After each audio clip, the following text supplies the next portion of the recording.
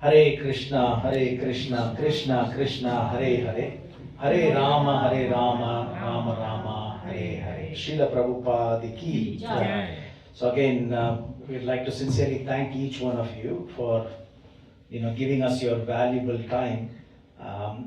This is the 48th month of Srimad Bhagavatam Katha that we are doing. We started almost 9-10 years ago, so we have a slide or two about that. But we have come a long way, and what we do is we will be studying the entire pastime during the course of these 2 hours. Usually, as you know, it's one verse for about an hour, deep dive into that. That's what typically happens. But then what we want to look at is the forest and the trees as well at one shot, with Srila Prabhupada's purports, our wonderful Acharya's purports, everything, so that we get a real good understanding of every pastime that we are covering during these monthly Srimad Bhagavatam sessions. Immersive studies, so we go deep into the pastimes, and we will also have a summary in the end. We will also have lessons to be learned, which is most important. Right? What are these pastimes teaching us? Otherwise, it's like detached. There is a story and then a reality, right? So what is the connecting point? So that's what is more important. So we'll see what are the lessons to be learned, and also the quiz to test our knowledge in the end. So we will do that so that the learning is really deep. And these are enriched with commentaries by Srila Prabhupada, as well as our Acharyas, Vishnu Chakravarti Thakur, Jiva Goswami, and many others as well. And we have also taken wonderful gems from contemporary scholars and teachers in our Vaishnava tradition as well. So it's a comprehensive coverage of everything that we need to know for this well-rounded exploration of these pastimes. So all we request is, your attention. That's all we want, right? Your kind attention as we go through this, because it's a collaborative learning experience. You don't want the light? No. What that BMGV? What is the full form of that? Brahma Madhva Gaudiya Vaishnava Sampradaya. So we are from that Sampradaya. Brahma Madhva Gaudiya Vaishnava Sampradaya. It just shows the pathway where we are and where it is started, right? So starting from Lord Brahma, then Madhvacharya, then Gaudiya Vaishnava, which is in the West Bengal, Chaitanya Mahaprabhu, and the lineage, and then Vaishnava Sampradaya. So we will be, benefiting immensely as we go through this, Srimad Bhagavatam classes. And I usually, as you know, a lot of contents are there in each slide. So I don't expect you to read everything unless you're a fast reader. And then I usually bring in various links of similar incidents from other pastimes as well, so that we'll be able to understand this pastime, in a better way. And also in the end, we will do as I said, a chronological summary recap of everything, and then we'll have exploring the layers of wisdom to uncover the complete essence of this divine pastime. Okay, so it usually takes about 80 to 100 hours to put together what you are going to see. So all we need is your attention, just like back in the school days time, right? So usually we are distracted, but this is an opportunity to go back into paying attention and then diving deep into it and internalizing the pastime. So please take notes as you're doing. This is very important. So we are engaging one of our sense organs, which is the sense of touch, into Krishna consciousness. And we will also have this quiz. We will give you the hard copy. So I think we'll thank Amal Tagore Prabhu for all the wonderful hard copies that he's already printed for each one of you that you'll take home at the end of today's session. And we have really gone deeper to mine all the gems and jewels from various acharyas as well. So sit back, relax, and then you'll be able to understand this pastime. So we're going to learn together as well. That's more important, right? So please provide your realization, feedback, etc., so we can all learn from each other. Power of attention. Attention is like a light. It illuminates whatever is there. You all agree? Yeah. So attention is like a light. It illuminates whatever is there. So if you pay attention, we will get what we want, right? So it's the foundation of learning, and it's very important in improving the memory and retention. And also, attention determines our skills and our future as well, right? Somebody is an artist, somebody is not. The difference is basically somebody was paying attention and the other person was not paying attention. And also, it's the root cause for success in everything, whether you're a student of arts, whether a student of science, does not matter. As long as we pay attention, we'll be successful in that. So it's a universal principle, which is the root cause for success.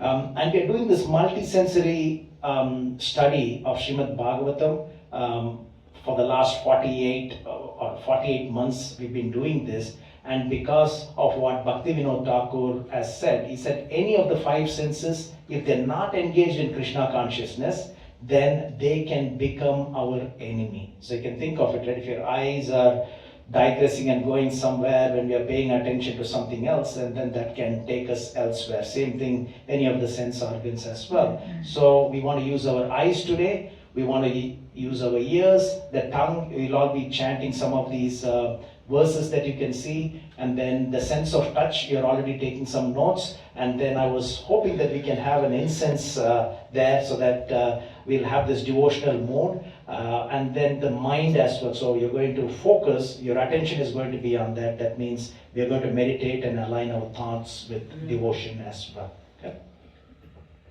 So for those of you who've been on this journey from the year 2015, we started the Srimad Bhagavatam classes, starting off with King Yayati, which is focused on the 9th canto of Srimad Bhagavatam. And we have come a long way. Obviously, we can't do that month after month, especially when you have Damodar month and a lot of other things are there. So this is the 48th month. You can think of it as 2015, so it's almost 9 years have gone. So it's about once every 2.5 months we are able to have this. And it's not bad, because if it takes about 80 hours to put together something like this, which is 2 weeks out of every 4 weeks, it's challenging. So let's make use of this. Just a breakdown of all the pastimes that we have covered from Srimad Bhagavatam so far.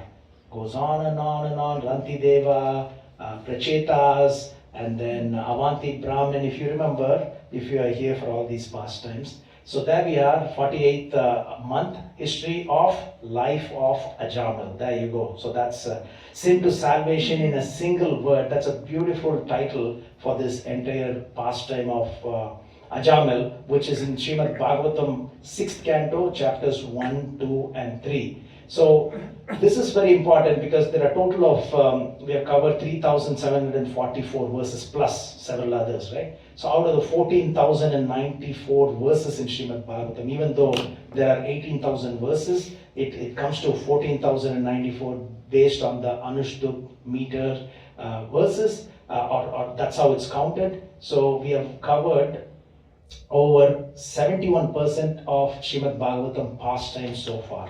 Okay, so that's a significant achievement by all of you to be part of this journey. I still have a long way to go, but we have covered a lot. So the foundation is there for all of us. So there are a couple of verses that we'll always put. It's always different for different Srimad Bhagavatam sessions, and this is when we need your help to read so that we all take part in this journey together. So I kindly request anybody who can, see from there very well, if you can read the translation of this from the scripture. Anybody? Yeah, go ahead.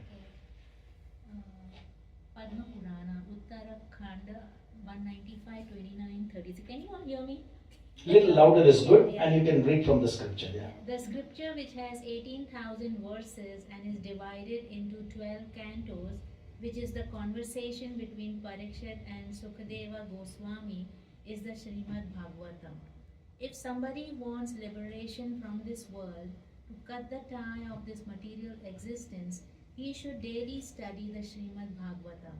Even half a shloka, or even one line of a shloka. Wonderful. So it's a beautiful verse. So again, this is from Padma Purana. We normally may not read this from Srimad Bhagavatam, but here this glorification of Srimad Bhagavatam from Padma Purana, where it is said that even if you read half a sloka or even one line of the sloka, guaranteed liberation, right? So that's easy. And here, all of us are going to spend at least 2 hours plus, diving deep into Srimad Bhagavatam. So one more verse from Padma Puran as well. Maybe somebody from here can read that. Just the English translation, the last line will do. Anybody? Go. We'll switch back and forth. All of you are going to get the opportunity. Without any doubt, Srimad Bhagavatam is directly Lord Krishna. Wonderful. So, without any doubt, Srimad Bhagavatam is directly Lord Krishna. So, and that's why we have chosen the Srimad Bhagavatam, as this scripture for us to understand deep, because it's non-different from Lord Krishna. So this is a legend in this presentation. Black text and purple text and red text is commentary by our acharyas. And the nomenclature, SB means Srimad Bhagavatam. When we say VCT, it's Vishwanath Chakravarti Thakur, etc. But there's not much of acronyms used in this presentation, especially today. So nothing to worry, but I will walk you through any difficulty that may be there. So again, the title that we have chosen today is Sin to Salvation in a Single Word, and this is the pastime, Ajamal's pastime from the 6th canto. It's actually 6.1, 6.2 and 6.3. So we'll cover over 130 odd verses in the next couple of verses. We're not going to go verse by verse, but the essence of this pastime without missing anything. Okay, so there is a benediction for all of us. Why are we here, on this cold Saturday? There is not just because understanding Srimad Bhagavatam will eventually take us back home, back to Godhead, but there is also a benediction that is given here. So anybody would like to read this, or maybe all of you can read this very quickly on a count of 1, 2, 3. Try to read it. You're using your tongue in the service of the Lord as well. 1, 2, 3. Because this very confidential historical narration has the potency Try to be together. Has the potency to vanquish all sinful reactions. One who hears or describes it with faith and devotion is no longer doomed to hellish life, regardless of his having a material body and regardless of how sinful he may have been. Indeed, the Yamadutas who carry out the orders of Yamaraj do not approach him even to see him. And giving up his body, he returns home back to Godhead, where he is very respectfully received and worshipped. So this is a slam dunk benediction for each one of us. Anybody who hears or describes with faith, right? So you may be describing this to someone else as well, or you're hearing it now. You would have heard that before, but now you're going to hear it much, deeper. So whether we have committed any sins or not does not matter. So none of the Yamadutas will approach the devotees who have heard this pastime or who have described this pastime, and also he'll be returning back home, back to Godhead. So can that be a benediction better than this, right? So this is a motivation for all of us to read and understand Srimad Bhagavatam. Not all the pastimes have got wonderful benedictions associated with it, but this particular pastime has got this wonderful benediction for all of you. So this is the start of this pastime.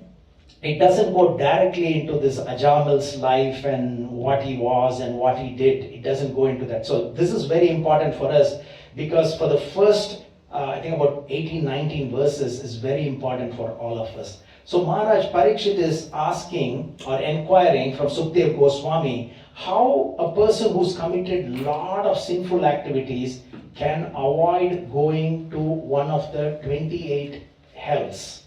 In the 5th canto, the preceding canto to the 6th canto, there is the last chapter of the 5th canto has got a very gory description of 28 hells. It says, if you do this, you will be here and you'll be suffering this. If you do that, you will go to this place and you'll go through this suffering. It's very, very dramatic and very scary. So Parikshit heard this and he's saying, what can be done by those sinful personalities to avoid going to these deadly places?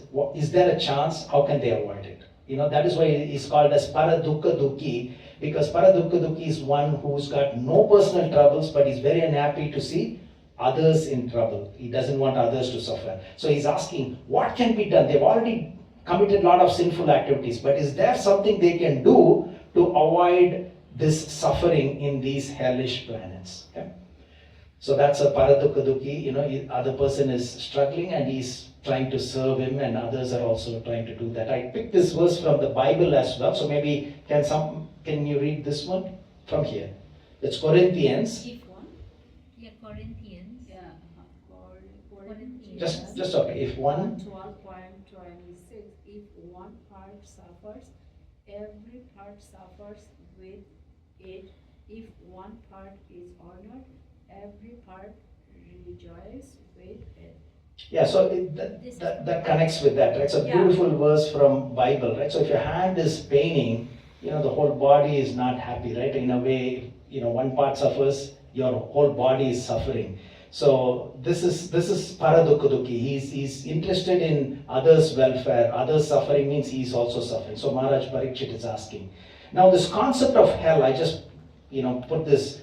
It's not just in Hinduism, as you know, right? So it's universal across all religious denomination. So I put some examples there. Christianity, right? So the differences are there, right? So maybe the suffering may be slightly different. Instead of 28, there could be more or less, etc. But and also the sufferings are supposed to be eternal in Christianity and in Islam as well. But if you do something bad, you go to hell and you suffer. So that's universal. So it's not just in Hinduism. Maybe the way of suffering is different, but it's still there. Same thing in Islam as well. So wicked people are punished there. Islamic scholars somehow believe that it's a place of purification rather than anything else. Even though they may be punished, but they're getting purified. In Hinduism, of course, we call the Naraka Loka, right? So hells are called as Naraka Loka. And it's not a permanent place. You go through suffering and pain there, and then you get back to, come back to material world after you go through this. Now, I mentioned about 5th canto, last chapter, gives a gory description of if you do this, you will get this. This is a clear blueprint of what. I'm not going to go through this. Some of them are very scary. So I'm just going to pick some of them. If a developed human being kills or torments insignificant creatures who have no discrimination. Okay, so it could be an animal, insect, etc. So what happens? He goes to Handakupa. It's a dark place where one suffers like an animal. He's attacked by all the birds and beasts and reptiles and mosquitoes. These are not small mosquitoes, by the way.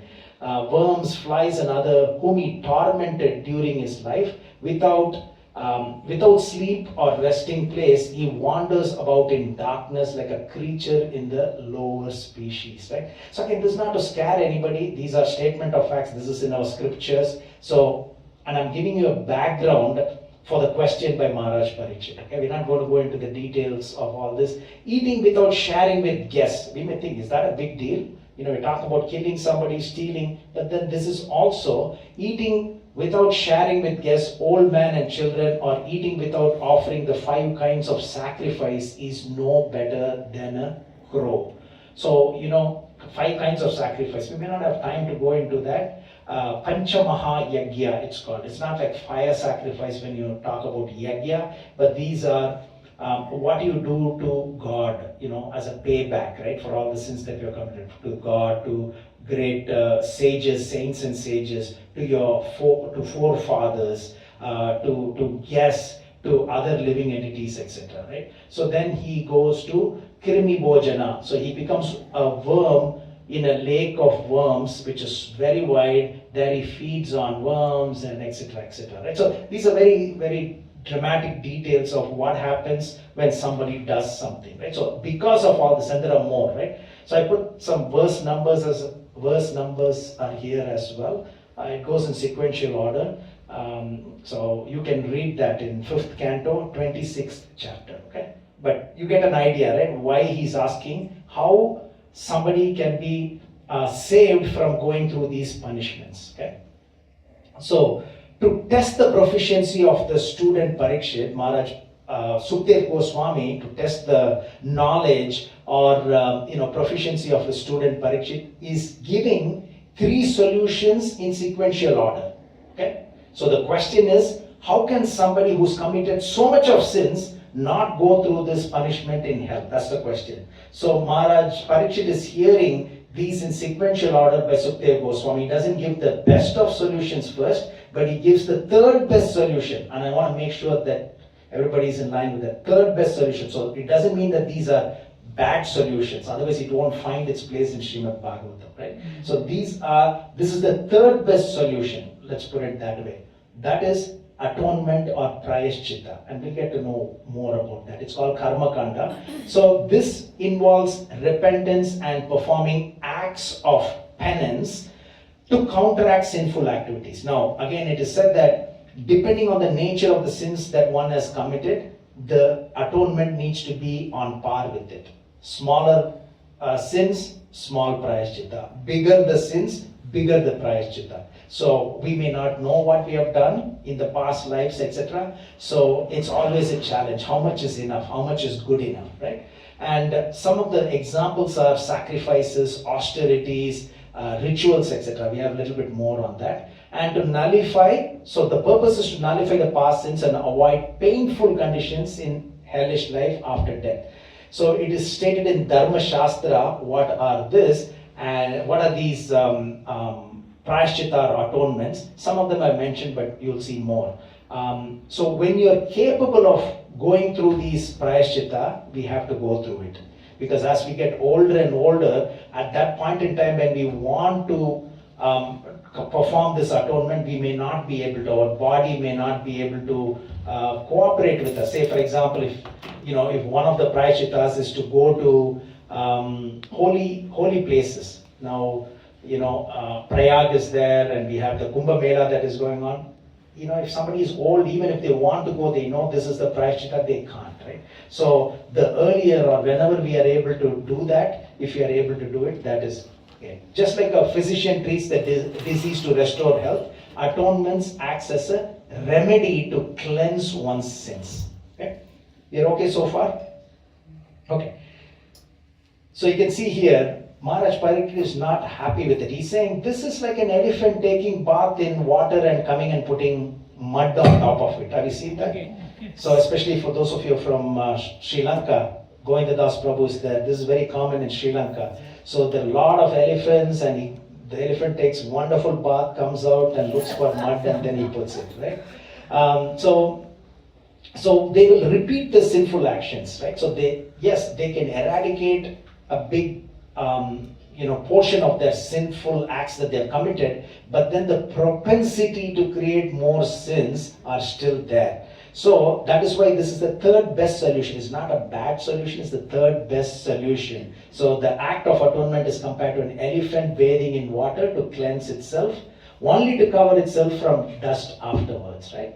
So he's not too happy with this solution. Again, it doesn't mean it's the not acceptable solution, but it's not the best because the propensity to sin is always there. And you can see that in some religious tradition there is also, they go and they apologize for what they have done and then their sins are eradicated according to that faith.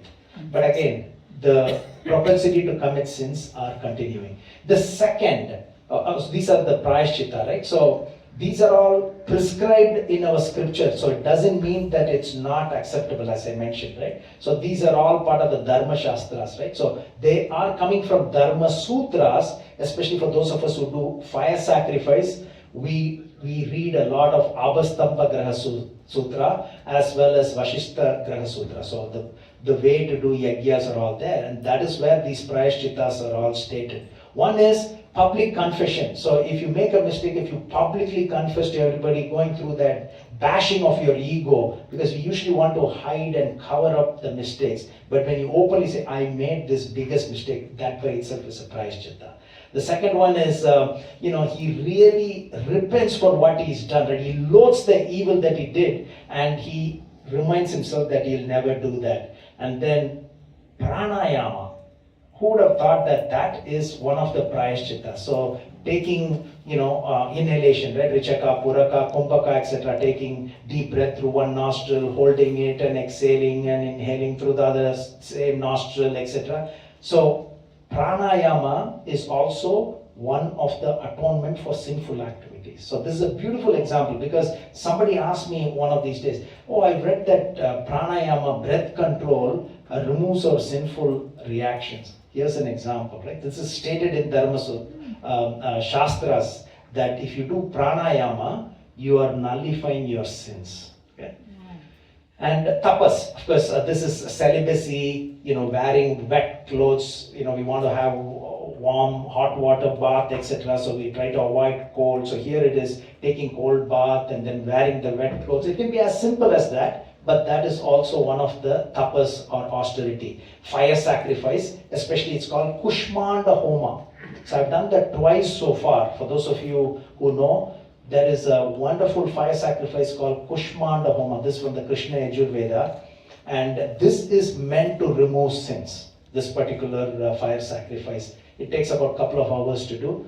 Japa is also one of the prayashchitta. So japa will find its place in everything. Of course in Bhakti Yoga, but it is also part of the prayashchitta. Then giving charity, then fasting, going on pilgrimages. So these are all examples of prayashchitta or atonement to counteract the sinful activities that one has done. So it's important, that's why I'm spending more time on this rather than jumping into the pastimes directly, because these are all the initial verses that Sukdev Goswami and Maharaj Parikshit are discussing before they jump into the actual pastimes. Okay? We're okay so far? So then, because Sukdev Goswami mentioned the first type of atonement, and then Maharaj Parikshit is not happy. He's saying, yeah, this is like an elephant taking bath and putting the mud, so what's the point? Yeah, it helps, but it doesn't solve the problem permanently. Tell me more. So the second option that he's giving, Sukdev Goswami is giving, is Jnana Kanda, which means it's like knowledge, right? So you gain your knowledge, progressive cleansing through discipline and right action. So you get to know what is the right action by reading scriptures, by understanding scriptures. So that's Jnana Kanda. So here also chanting of the holy names is there. There was japa, here chanting of the holy names is there. Charity is still there. You can see some of these are common, but the difference is before it was totally detached. God is here, you are here. It's like, two different islands. But here you get to know the knowledge of God and you're still performing similar actions, which is better. So the cleansing is much deeper, but it is not still complete, because it's still partial purification, because the temporary purification, and it does not eradicate the underlying tendencies or desires that can cause sinful actions in the future. Okay? So the root cause is still there. So this is the second best option. The third best option is, which we covered in the previous slide, prayashchitta or atonement. Okay? Don't worry about giving out a wrong answer. More we learn together. We are all devotees here. This is important, because that's why we do this, taking a lot of effort, putting in a lot of effort. So this is for all our benefit collectively. So the third best option is karma kanda, and that is atonement or prayashchitta. And the second best option is through knowledge, jnana kanda. But still, this is better than the first option, but it's still not the best, because the underlying desire to create more sinful actions are still existing. Then finally, Sukdev Goswami is giving the ultimate solution. He says the third and the ultimate recommendation, where a person can be saved from these hellish planets, going through this painful reactions for his past misdeeds. So this is the permanent solution. So which is the devotional service to Krishna. So it says sinful actions and tendencies are permanently eradicated, but only rare individuals get to this stage, right? So important, right? It's not just because we come to the temples on Sunday, we are in this platform, right? We don't jump into this right away, right? So it's a gradual process, and that's why all three are important as well. So the atonement part of it, the knowledge part of it, as well as the bhakti part of it. So this recommendation emphasizes that complete surrender to the Lord through bhakti is the ultimate and most effective solution for liberation from all sinful reactions and material suffering as well. So we'll get somebody to read the English translation. I know it might be a eye test for some of you in the back. Who can read this? Can you? Okay. My dear Uddhava, devotional service in relationship with me is like a blazing fire that can burn to ashes all the fuel of sinful activities supplied to it. Wonderful. So this is from the 11th canto, right? So we have 12 cantos in Srimad Bhagavatam. Towards the end of Srimad Bhagavatam, Lord Krishna himself is teaching that devotional service in relationship with Krishna is like a blazing fire. I don't want to give an example. Unfortunately, we all know what had happened in Los Angeles, right? So blazing fire. Yesterday the president was there and we saw all the videos, the aerial view. It's almost like a bomb went off, a nuclear bomb, right? So that's the potency of fire, right? But not in a good way. But here, Lord Krishna is saying it's like a blazing fire that can burn to ashes all the fuel of sinful activities supplied to it. So the ultimate solution out of the three solutions that are given by Sukadeva Goswami to Maharaj Parikshit, not for Maharaj Parikshit's benefit, but for our benefit, because he's saying, how can somebody avoid going to these, very, very, dramatic hells, 28 hells that are there in 5.26. As I said, 5th canto, 26th chapter is the last chapter in the 5th canto. And then we are jumping into this Ajamal pastime in the 6th canto. So he's giving him the three solutions progressively, but the ultimate solution is Bhakti Yoga. So at this point in time, I just want to introduce the three terms as well when we say sins, right? So karma. So one is called Sanchita karma, one is called Prarabdha karma, and the third one is called as Kriyamana karma. Some of you would have heard about these terminologies. Yes? Yes. Sanchita. So first is, I want to give you some clue of how to remember this. Every time, Sanchita karma is what? Remember S and S, that's why I highlighted that. Sanchita means is the storehouse. Okay? S is Sanchita, S is storehouse. P is Prarabdha, P is present life. Okay? I took a lot of time to put these examples together. Okay? So think of the first one. Grains in a silo. Silo? It'll be like this. You put something first, then you put something second, then you put third. What you put first comes out first, right? Then what you put second comes out. So that's a silo. And then the same examples in Prarabdha karma is good and bad grains that come out first are served. Okay? And then the Kriyamana karma is you get angry with that and you throw the bad grains at your wife or husband, right? Because so one is Sanchita karma is the accumulated storehouse of all the past actions and reactions, including those that has not yet fructified or manifested, right? And then Prarabdha karma is the portion of Sanchita karma that has started to bear fruit and influences the present life. And Kriyamana karma is based on what you're given in this life, based on your past actions and reactions. If you misuse it, that's what is Kriyamana karma. So the actions you are performing now, that will create future results. Okay? Is that okay? Is it? Yes. So Sanchita. So take another example. Your bank account with all the loans and money. And the money that you have in your wallet is the Prarabdha karma. So that is a Sanchita karma, all the money that you have in the bank. The Prarabdha karma is the money that you have in your wallet that you're spending right now. And then how you use that money that you had in your wallet, for good causes, bad causes, that's going to be the Kriyamana karma that will create more of these problems. Take another example. There's a big water tank, for your house. That's the Sanchita karma. And then water that comes through your tap now is the Prarabdha karma. And then drinking the contaminated water without filtering or boiling, that can cause more problems in the future. Is that okay? I made it very simple because this is a little confusing for everybody. So took a lot of time to put these examples. Then you have a bookshelf full of 100 books. A bookshelf, or maybe let's say Amazon Prime, right? But then what you're reading now is the Prarabdha karma, and then reading the book and you learn to perform good activity or bad activity.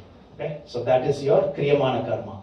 So raw materials for cooking is in your refrigerator, vegetables, milk, everything. That's your Sanchita karma. And then the items you use for today's cooking, which is part of the Sanchita karma, which is the Prarabdha karma, are the vegetables that you take to cook now. And then if it is bad, if it is good, cooking and eating with spoiled items will cost you more karma. Hare Krishna. So again, we'd like to thank all the devotees who have joined us from so far away. We really appreciate it. Thank you. Hare Krishna. Yes. After a long question. So, Sanchita karma is everything you've done in your past life. Yes. Then, Prarabdha and Kriyamana karma, that's everything that's from the present life. No. So this is all from the past. From the past, the good and the bad. So it's not just the bad, right? So the Sanchita karma is a storehouse of all the actions, good and the bad. So in this life, we get this birth as one person. So if I'm born, so I'm given part of what needs to be exhausted. That's a store. S is for Sanchita, storehouse. From that storehouse, part of that is given in this life. You will exhaust this or you will enjoy this. And as we are doing that, then we create more actions, which is the Kriyamana karma. Okay? Now, this is one thing that is stated again and again in our scriptures. So if I don't have a beard and I have a lot of loan in the bank, okay? If I go and hide in the basement, will I escape? No. If I grow a beard and wear a different color, different outfit, will I escape from the loan? No. So sinful reactions find the sinner like the calf finds his mother. So there are 25 cows that are there. Okay, all are white color cows, similar cows. We can't find the difference. But you let go of the calf of that particular cow, it will find that particular cow. It knows the mother. So like that, the sinful reactions, it is said, will find the sinner. So it will come to us. So that's the reason why we are going through this pastime, to see how we can also benefit from this and avoid. So this is a particular purport in this pastime that is given. I don't want to spend too much time on this. It's a little technical. Bhakti can be devotional service that continues incessantly, which means never stops, with faith and love. But then we also have devotional service that does not continue incessantly, but it's sometimes awakened. Maybe some of us are in that platform, maybe not here, right? And within that itself, we have devotional service in which one is almost attached, but one likes the constitutional position of serving, the no spontaneous love. But the last one is the slight glimpse of devotional service. So it is said, even if you have the slight glimpse of devotional service, all the fog of sinful life is immediately vanquished. So we may not have that every time we come to the temple or every time we chant, but there will always be moments when we are in the zone. Some sportsmen you have seen, they are in the zone. So if you are in that zone, even in that slight glimpse of devotional service platform, then the sinful life is immediately vanquished. There's a beautiful one by Jiva Goswami. It's in 6.1.15. But I put it in a pictorial format. It's a long one, but it's easy to understand this way. Basically, this is Gauranga Darshan Prabhu. So he comes up with wonderful books and lectures, etc. But I wanted him to chant this beautiful verse. Shakrinmana Krishna Padaravindayor Niveshitam Tat Gunaragi Yairiya Nateyamam Pasha Britascha Tat Vathan Swapnepi Pashyantihi Chirna Nishkritaha. Can somebody read the English translation if you can see? You get the benefit when you read all this. Go ahead. Loudly. Although not having fully realized Krishna, persons who have even once surrendered completely unto his lotus feet and who have become attached to his name, form, qualities and pastimes are completely freed of all sinful reactions, for they have thus accepted the true method of atonement. Even in dreams, such surrendered souls do not see Yamraj or his order carriers, who are equipped with ropes to bind the sinful. So wonderful, wonderful. So this is like the summary, right? So how one can be saved from having to enter hellish conditions. If you remember, this was the original question that was asked by Maharaj Parikshit to Sukdev Goswami. After he heard everything about the 28 hells in the 26th chapter of the 5th canto. And this is the sum and substance of the solution. If you remember, progressively the solutions were given. First one is Karma Kanda, atonement. The second one is Jnana Kanda, which is knowledge. But the third is Bhakti Yoga. But it doesn't mean that the first two are not acceptable. It's progressively. So third best, second best, and the first best. And this is the sum and substance of this. Even once surrendered, and that's the pastime that we are going to hear today. So I put snippets of this. So we are in two different islands in the first part of it, right? So we are here, God is there, we are focusing on rituals and actions to remove sins, and then it eradicates all the old sinful reactions, but the desire to indulge in newer ones is not gone. It's still there. The roots are still there. So it lacks the personal connection with God. The second one is better than the first one. That's why I put the dotted line. So we are here, we are connected to God in one way, second best option. So because we are gaining the knowledge and the discipline to understand the nature of ourselves and God. Still there, okay, got it. And then we are reading the scriptures. That's how we get the knowledge, right? We are performing austerity, mind and sense control. So it eradicates the older sinful reactions and it reduces the occurrences of newer sinful actions, okay? But it doesn't take it out fully. So this is better than the first option, but not the best option. So because it lacks the personal connection with God. But then, of course, he says Bhakti Yoga, which is unalloyed devotion, which is the first option, complete surrender to God, and then we are following the 9 forms of devotional service, builds direct and deep connection with God. So we keep God at the center. So that's the difference between the 3 options that Sukadeva Goswami gives progressively to test the knowledge of Maharaj Parikshit. So all 3 are here.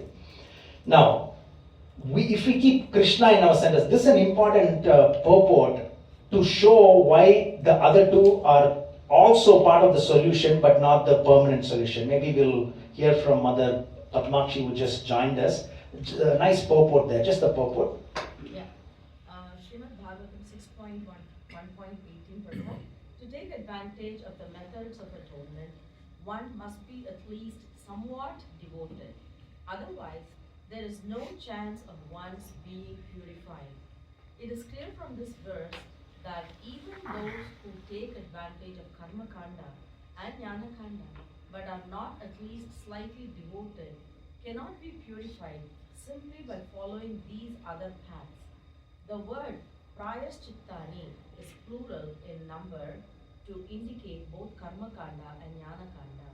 Wonderful. So again, we need to be devoted to have the impact from Prayaschitta practices or from spiritual knowledge that we gain. But we know practically spiritual knowledge is the foundation, because only from the spiritual knowledge we get to know what are the Karma Kanda activities that we can take part in, and also what is Bhakti Yoga. So knowledge is very important. That's why all of us are here to collectively understand more from Srimad Bhagavatam, right? So which is also knowledge.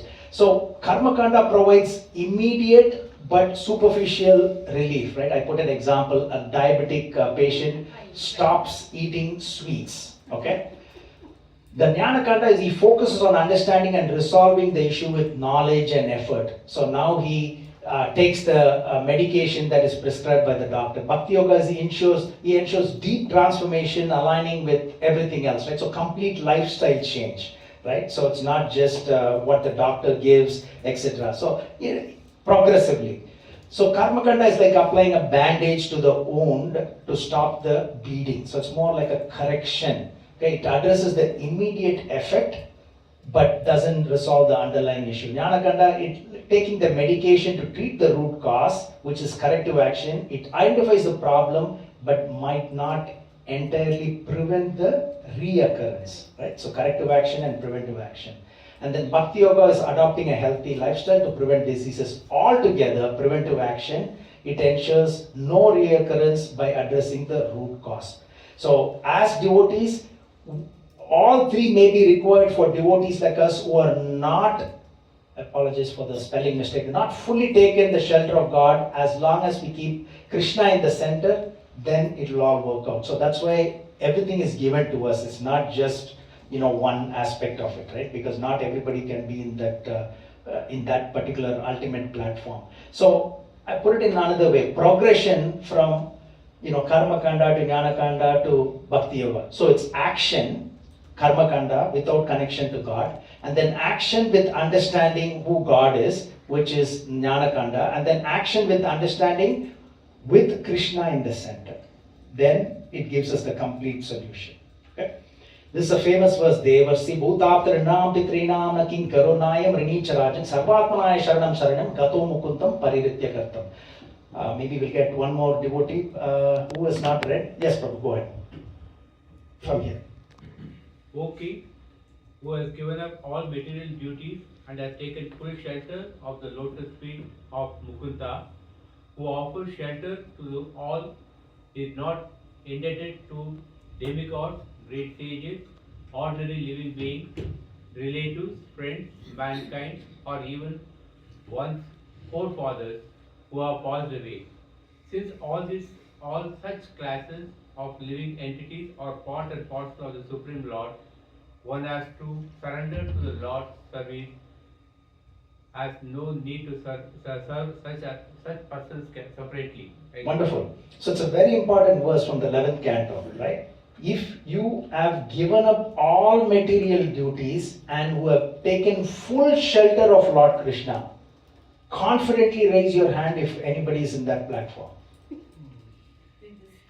One was given up all material duties as a mother, as a teacher, as everything, right? And taken full shelter. That is more important. Somebody can say, I've retired, I don't have too much. Yes. But Prabhuji, here you have described as material, but normally they say that even though we are in the material world, we have to perform our karmas. Correct. Then how will we come out of motherhood or whatever?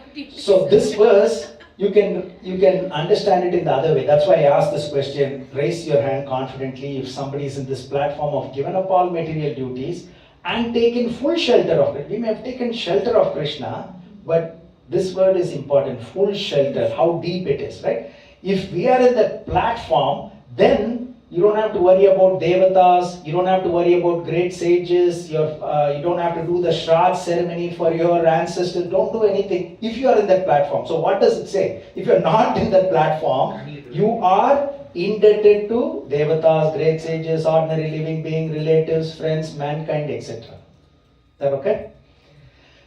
So again, these are the three progressive solutions that are given with the ultimate solution of Bhakti Yoga, but we keep Krishna in the center. If we are not in this ultimate platform, then we will get the benefit. Okay, so that's the first 19 verses in this 6.1. It sets the foundation, right? So again, just to summarize for those of you who joined us a little late, the pastime starts off with a question by Maharaj Parikshit. He's asking Sukadeva Goswami, after he heard the gory details of the 28 hells that are in the 26th chapter of the 5th canto of Srimad Bhagavatam, which is the preceding chapter to this Ajamil pastime.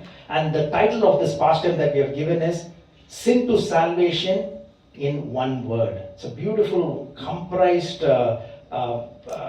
title for this pastime. Sin to salvation in one word. Technically, just one word.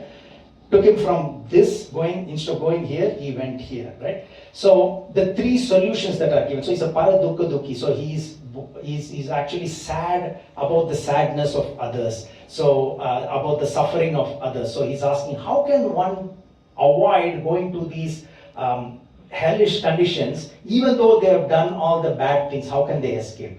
And he gives these three solutions. If you're devoted to God, you are escaping from these sinful reactions and the hells that you have to go through. And then he gives the example of Ajamil, how he got saved in the very last minute, right? Last minute or last second, you can say how he got saved.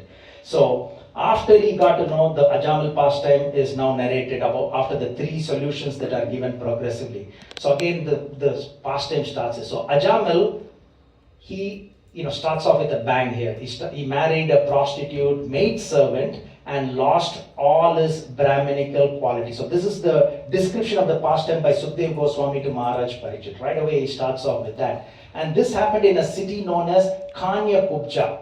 and this is in Uttar Pradesh. I found out with difficulty that it is in India, Uttar Pradesh, and there is no date that is given to this particular pastime. So you'll see in the very end that it's a very ancient pastime. So there is no date that is given. So it's long time ago. So he was a Brahmin by birth, and he married a prostitute maidservant, and he lost all his Brahminical qualities because of the association with this women, and he maintained his life by cheating, plundering others, gambling, sinful activities, and he came to his ripe old age of 88 years.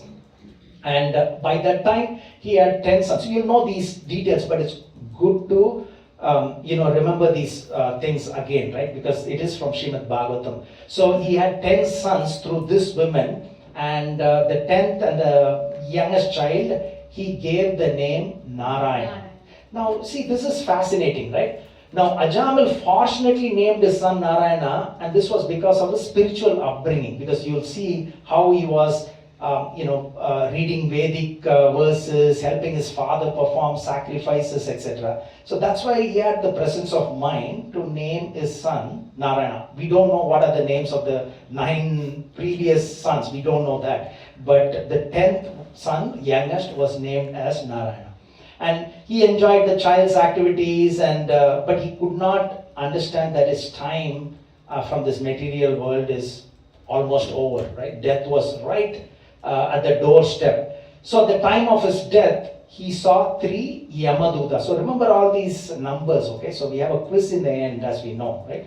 Where is Amal Thakur Prabhu is not here?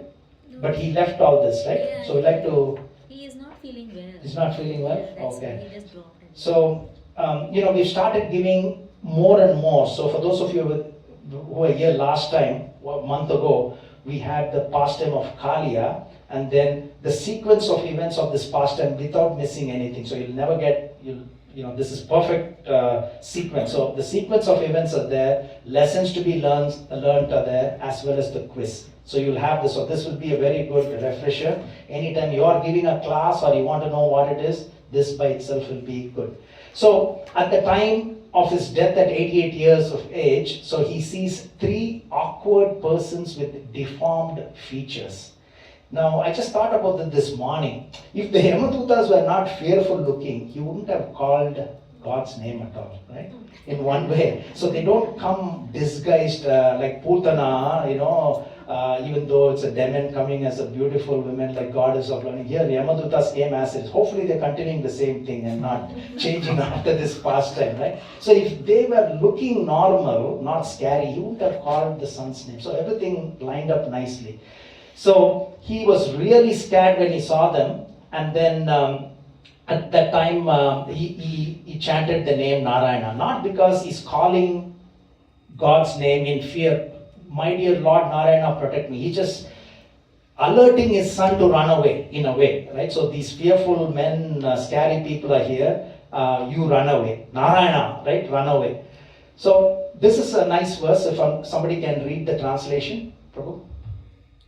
Oh, sorry, here. The highest perfection of a human life achieved either by complete knowledge of matter and spirit, by acquirement of mystic powers, or by perfect discharge of one's occupational duty, is to remember the personality of God at the end of life. So in this case, he did not remember the personality of God, right? But he called the name. So that is why, 8.5 Bhagavad Gita, it says, Antakalecha Mameva, at the time of death, if you think of me, you will be directly going there. But here is one step he gets. He gets a second chance because he did not directly call the name of the Lord, or he did not think of the Lord, but he called the name of the Lord. That's why all his sins are eradicated, but he gets one step in between to perfect his life again before he went. So that's what you will hear in the next few slides. So why Yamadutas? So this is a nice one from one of our acharyas, right? So why 3 Yamadutas? The person who performs sinful activities performs them with body, mind, and words. So it is said that Yamadutas are 3 in number, right? So this is because of the sinful activities that are performed by body, mind, and words. Now, if you ask me why 4 Vishnu Dutas, I can only say, because of the bigger picture here, 4 Vedas, 4 Yugas, 4 Ashramas, 4 Vaishnava Sampradaya. So, but we don't know the actual reason why there were 4. Just to give us the confidence that there are more in numbers than Yamadutas, we have a chance. So here they immediately arrived, and then he chanted without offense. So even though he called his son, so I put some, we know the 10 offenses against the holy names, but also without harmful emotion. We can chant when we are angry with somebody, with some bad emotions, with anger, a bad intention, and committing sinful activities on the street. Those are all supposed to be offense. So in this case, he was in the deathbed. It's not like he was thinking of something. He just called his name innocently, the son's name. So there was no offense in that holy name of the Lord. So he was actually thinking of his son, but because Vishnu Dutas came because of the name that was chanted with intensity and emotion. That's very important. So if you remember the pastime of Gajendra as well, right? So you may have heard this, but these are the prayers that he chanted when he was King Indradumna in the previous life. And he chanted it many, many times. That's why in the next life as an elephant he's able to remember. That means he's memorized it so very well. He chanted it so many times the previous life, but he did not see God face to face, right? But here, because of the emotion, helpless condition, when the crocodile was, trying to kill him, he chanted with emotion the same prayers that he chanted many, many times. So the key is the intensity and the emotion. That was sufficient to cleanse all the sinful activities because he chanted indirectly the name of Lord Narayana, even though he's calling his son. So Vishnu Dutas immediately stopped Yamadutas from snatching the soul from the core of the heart. That's why I put the core of the heart. Because it is said the soul and the super soul are situated in the heart region. The size and everything is there in the second canto, size of the thumb, etc., the super soul. So he was not yet dead because for the Yamadutas were trying to snatch the soul, but they did not yet take the soul. So he's alive still. And that's the time when he's hearing these conversations, which you will hear in the next few minutes. So the Yamadutas asked the Vishnu Dutas, who are you to stop us? We are just doing our duty, right? So we are like the cops are trying to arrest a criminal and someone else is saying, no, you cannot arrest, right? They are doing their duty. Who are you to stop us? That's what they are asking. So here the Vishnu Dutas forbid the Yamadutas from snatching the soul of Ajamil from the core of their heart, from the core of his heart. I can see a couple of different pictures. So these are the beautiful description you'll see of Vishnu Dutas as well. And this is the description, right? Garland of lotuses, yellow silken garments, attractive helmets, hearing on the ears, 4 long arms. So that's important, right? So the Vishnu Dutas are exactly looking like Lord Vishnu, 4-arm form, not Krishna's form, 2-arm form, but 4-arm form. That will be one of the quiz questions, I think. Okay? So he's asking why.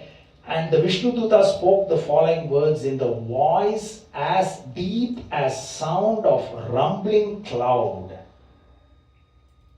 Have you heard of sound of rumbling cloud? Yes. Thunder, yes, but not the cloud. But this is very, very often quoted in Srimad Bhagavatam. You know me, I like these type of things. So again, this is all the various cantos where this voice as deep as the sound of rumbling cloud is there, just for your information, right? So you can see Lord Krishna spoke to Lord Indra with a voice as deep as rumbling of cloud after he offered obeisances, after his action driven by false pride. So this is very common in Srimad Bhagavatam, voice as deep as sound of rumbling cloud. So now Vishnu Dutas asked the Yamadutas to explain the meaning of religious principles. So what they're saying is, you know, if they are actually servants of Yamaraj, they should know that Ajamil is not a suitable candidate for them to carry out. That's what Vishnu Dutas are saying. How can they not know what they are doing? So the Yamadutas are being accused of being bad cops. They're doing their duty, but saying, no, how can they not know that, right? So this is important, right? So I put this, so maybe somebody can read this. Yeah, go ahead. Srila Prabhupada's instructions to devotees who preach, book distribution, preachers, etc. Srimad Bhagavatam 6.1.38 purport. One who represents someone else must fully know that person's mission. The devotees in the Krishna consciousness movement must therefore be fully aware of the mission of Krishna and Lord Chaitanya. Otherwise, they will be considered foolish. All devotees, especially preachers, must know the philosophy of Krishna consciousness so as not to be embarrassed and insulted when they preach. So it's important, it's very important. So even when we are distributing books, right? So we need to be, aware of the contents, right? So I don't want to say which temple. So once I was in one of the temples with jacket and everything else, so no tilak, because I was just visiting that temple when my son was a little young, and the person with all the enthusiasm is distributing books, and he's saying, "Oh, this Prahlad Maharaj Pastor wonderfully described in 4th canto." I was just listening. Is it 4th? I heard it was 7th. Oh, yes, I think it's 7th. Right? So you got to be knowing what we are explaining, right? So that's exactly what Prabhupada is explaining. It went on and on. I can give you more examples, but basically we need to know the philosophy and contents, and that's what he's saying. Otherwise, we look so foolish, right? Because that's what these Yamadutas are being accused of. What are you doing? You're the order carriers of Yamaraj, but you don't know that you're trying to take the life of an innocent person who's not sinful. Because immediately in the last minute when they left and came here, he was sinful. But in the very last second, because the sin, everything was eradicated. So Vishnu Dutas asked the Yamadutas as to who are the actual candidates for punishment. So who are the actual candidates for punishment? So who are actually candidates of punishment? We can hear from some of you. Sinful activities, sinful personalities. But yes. Gambling, intoxication, right. illicit sex, there's a lot more. Right. Everything that is against, somebody's doing against the religious scriptures, right? Yeah. But I'm just looking at it from a little bit, from 100 feet above, right? So we have 8.4 million species of life. Okay, let's start off from there. 8.4 million species of life. Before that, 3/4 of living entities live in the spiritual world. That means they are liberated, there is no sinful actions for them. Okay? Everybody's okay with that? 3/4 live in the spiritual world. We've heard this again and again, right? So there's only 1/4 of living entities living in the material world, unlimited earths, etc. Okay? Total out of 8.4 million living entities. So out of that, only 400,000 varieties of human beings are sinful. They can be punished, not others. Okay? There are 900,000 species of aquatics. They are not punishable. One shark will eat other fish. That's not sinful. 1.1 million insects and reptiles. They are not punishable. 3 million mammals. 2 million trees and plants. 1 million birds, no. It's only 400,000 humans and humanoids, similar to human beings, right? And, UFOs we may call, right? So it looks like it's them, humanoids. So only these 400,000 varieties of human beings in consciousness levels are punishable. Not the animals, not the lion that eats a deer is not punishable. That's an evolution. So here, who are actual candidates for punishment? And then as you mentioned, that which is prescribed in the Vedas constitute dharma, the religious principles, and the opposite of that is irreligion. So saying if they don't follow dharma, they are punishable. That's what you had mentioned in those examples, right? And they're saying the witnesses, the candidates for punishments are actually confirmed by these witnesses. When these witnesses tell that this person did this person did that, that's what is taking them to hell. Suryo Agnikam Marudevaga Somaga Sandhyayini Disaga Kampuhu Swayam Dharmaiti Ete Dayesha Sakshinaha. There are 13 witnesses to every action that each one of us do. We may go to Walmart and then buy 2 loaves of bread. And then the person in the cash counter may scan 1 and they push 2. Nobody saw. Well, let's assume there's no camera, nothing. But there are 13 witnesses. I'm just giving a small trivial example. But the sun is a witness. Fire, sky, air, devatas, there are so many devatas. Moon, evening, day, night, directions, water, land, and super soul himself are all witnesses. Can we escape anything? Can we do something in the night and escape? No, because moon is a witness. Doesn't matter whether it's a Amavasa, doesn't matter what it is, or you are hiding in the basement. Air is air everywhere. We are breathing, right? So that is also a witness. You cannot escape. So one thing is, not only whatever we do as a sinful action is being recorded. You're being watched 24/7, 365 days, right? It's being recorded, and you can't bribe them and take away the recording. And it is not only the bad things are getting recorded, but also the good things are getting recorded, right? So that's a good thing. So even we give charity or something, we don't need to advertise, hey, take a picture. We don't need to do that. As we mature in our life, we get to know that the good and the bad are being recorded by these 13 entities. Can anybody escape? Can you think of anything where you can do without these 13 entities being as a witness? Day, night, evening, water, air, land, sun, moon, you can't escape. So everything that we do is recorded all the time. Okay? So the Yamadutas are saying, who is a candidate for punishment? The person who's been, the evidence that has been given by these 13 witnesses who were against Dharma are the candidates for punishment. They are the ones who go to hell. Okay? The Yamadutas explain the earlier life of Ajamil, right? So we heard it was by his upbringing that he gave the name Narayana to his 10th son. Right? Otherwise, he wouldn't have given that name. So here he was executing all the Vedic injunctions. He was very truthful. He knew how to chant Vedic mantras, and then guests and elderly people, everybody he gave so much of respect. Parents, he was married. He had a great wife. Everything. So that was his past life. And then the fall, right? So then his father said, go and get the Samit and Kusha. Samit is the wood that you do for use for fire sacrifice. Kusha is the Kusha grass. You use the Pavitram, and that is supposed to be the hair of Lord Varahadeva. In the third canto we read that, right? And then he saw the Sudra with the prostitute. They were drunk and they were embracing, etc. And then because of one sense organ that strayed away, which is eyes. You remember Saubhari Muni's pastime? Anybody remember Saubhari Muni? He was meditating not in the shores of Yamuna, within Yamuna, just to avoid all sorts of billboards and advertisements that may be attracting him. But within the Yamuna, he saw two fishes that were very close, a male and a female fish.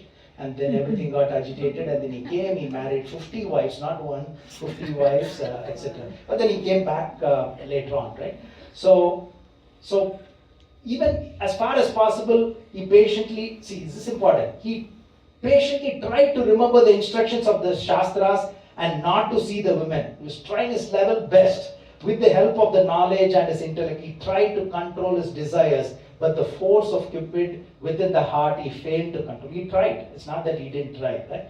So I put one more example there. So when Chaitanya Mahaprabhu went to South India, he had a servant by the name of Kala Krishnadas, and he was right next to Chaitanya Mahaprabhu. And then the ladies with the in the Kerala area, Bhattataris, and then they sort of attracted him. So Chaitanya Mahaprabhu couldn't do anything. He just went away that night, and then Chaitanya Mahaprabhu saved him, grabbing his hair, and many of these Bhattataris were killed. So even though he was next to Chaitanya Mahaprabhu, the attraction of Maya was so much there. So we all have to be careful at all times.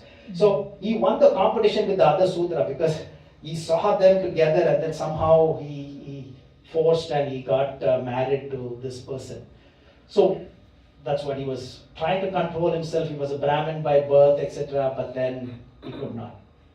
So the fall of Ajamil, as explained by Yamaduta, so he gave up the company of his very beautiful young wife, who came from a respectable Brahmin family, and then he actually took care of the sons and daughters, it says. So we know from this lady he got only 10 sons, but here it says sons and daughters. That means that lady already had some other children as well. Okay? So he was addicted to all the unclean and forbidden activities. And this is important. This man, these are all actual words from Srimad Bhagavatam, right? This man Ajamal did not undergo atonement. Therefore, because of the sinful life, we must take him into the presence of Yamaraj for punishment. There, according to the extent of his sinful acts, he will be punished and thus purified. Remember, this is similar to what Islam, I had a slide about hells in all the other religions. So Islam says it's a form of purification. Hell is a form of purification. So in general, for all human beings, proper atonement would have counteracted the sinful reactions and would have prevented one from entering the hellish planets, as per the statements by Yamadutas.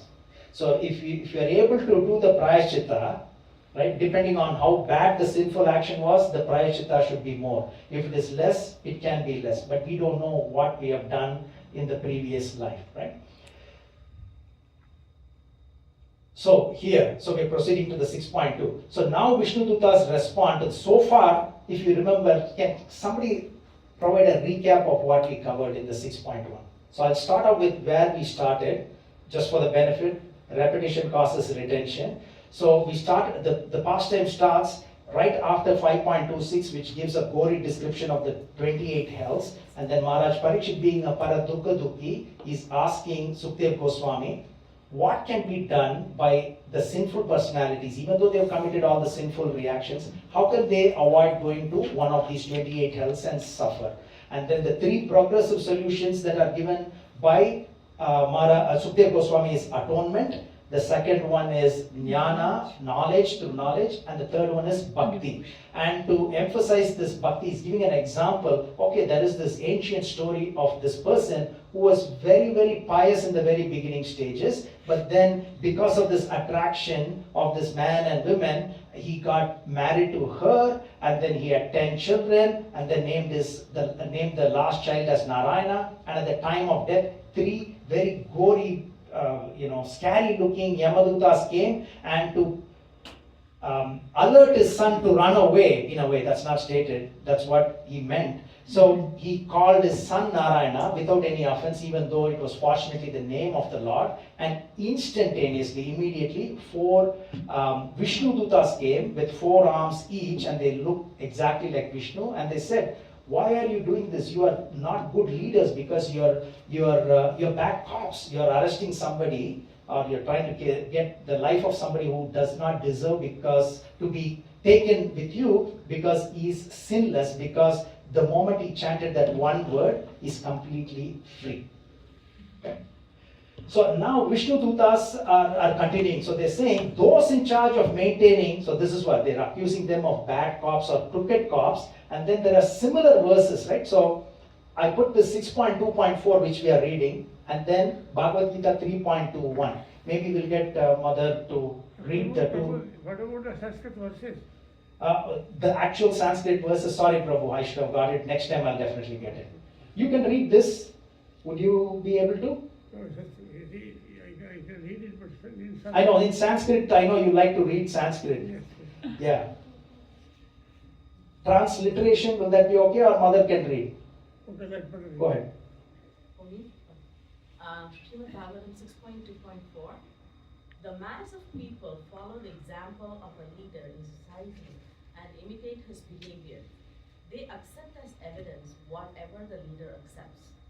The same in Bhagavad Gita 3.21. And the Sanskrit verse is good. Yeah. Yad acharati sreshtaha tat eva tarujanaha sayat pramanam kurte lokastadanuvartate. Whatever action a great man performs, common men follow, and whatever standards he sets by exemplary acts, all the world pursues. So he's saying you, Yamadutas, are leaders. In a way, they are leaders.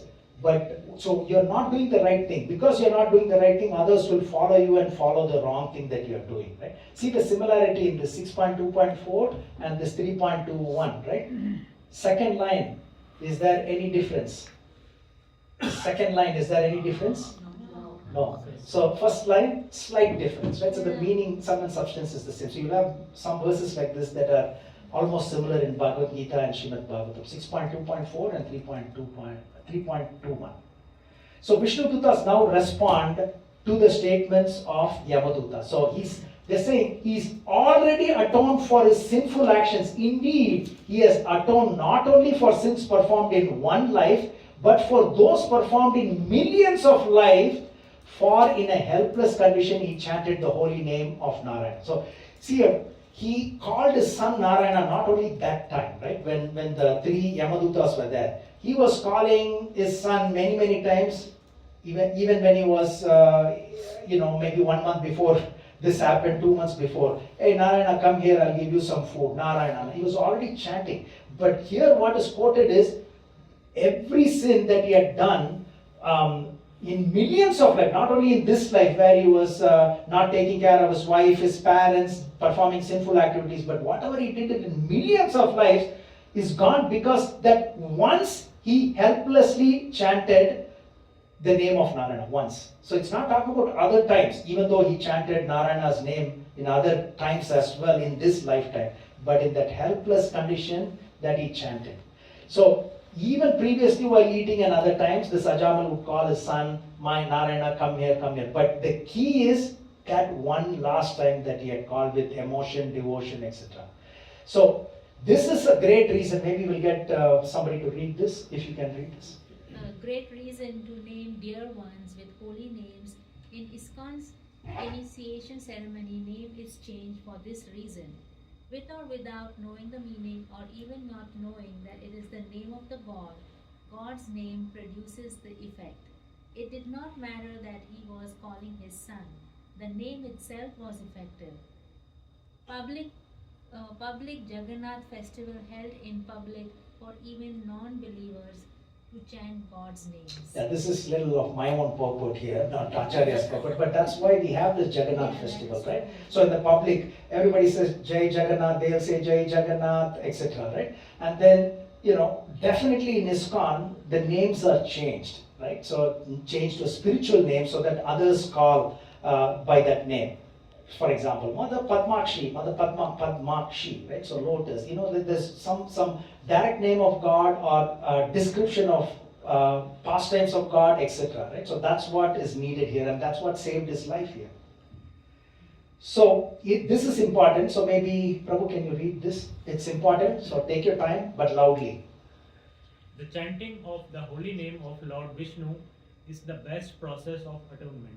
For a thief of gold or other valuables, for a drunkard, for one who betrays a friend or relative, for one who kills a brahmana, or for one who indulges in sex with the wife of his guru or another superior. It is also the best method of atonement for one who murders women, the king or his father, for one who slaughters cows, or for all other sinful men. Simply by chanting the holy name of Lord Vishnu, such sinful persons may attract the attention of the Supreme Lord, who therefore considers, because this man has chanted my holy name, my duty is to give him protection. Wonderful. So, in a way, all these descriptions are here. What is that for? Chanting of the holy name is the best process of atonement for all types of sinners. That's what these examples are given, right? For everyone in this world to undo the damage and to get protection. Yes. It's a very good point. When our people go to distribute Bhagavad Gita, to people. So even if the other people respond, chant the name of Krishna, he get benefits for him. Absolutely. Yes, Prabhu. But Prabhu, here it's mentioned that only in the helpless condition. So if someone is chanting but not seriously or not in helpless condition, it will not benefit that much, right? But it will benefit for sure. So Prabhupada has repeatedly said, right, when you're chanting, it should be like a child crying for the mother, right? Like in a exhibition or something, the child is lost, mother, mommy.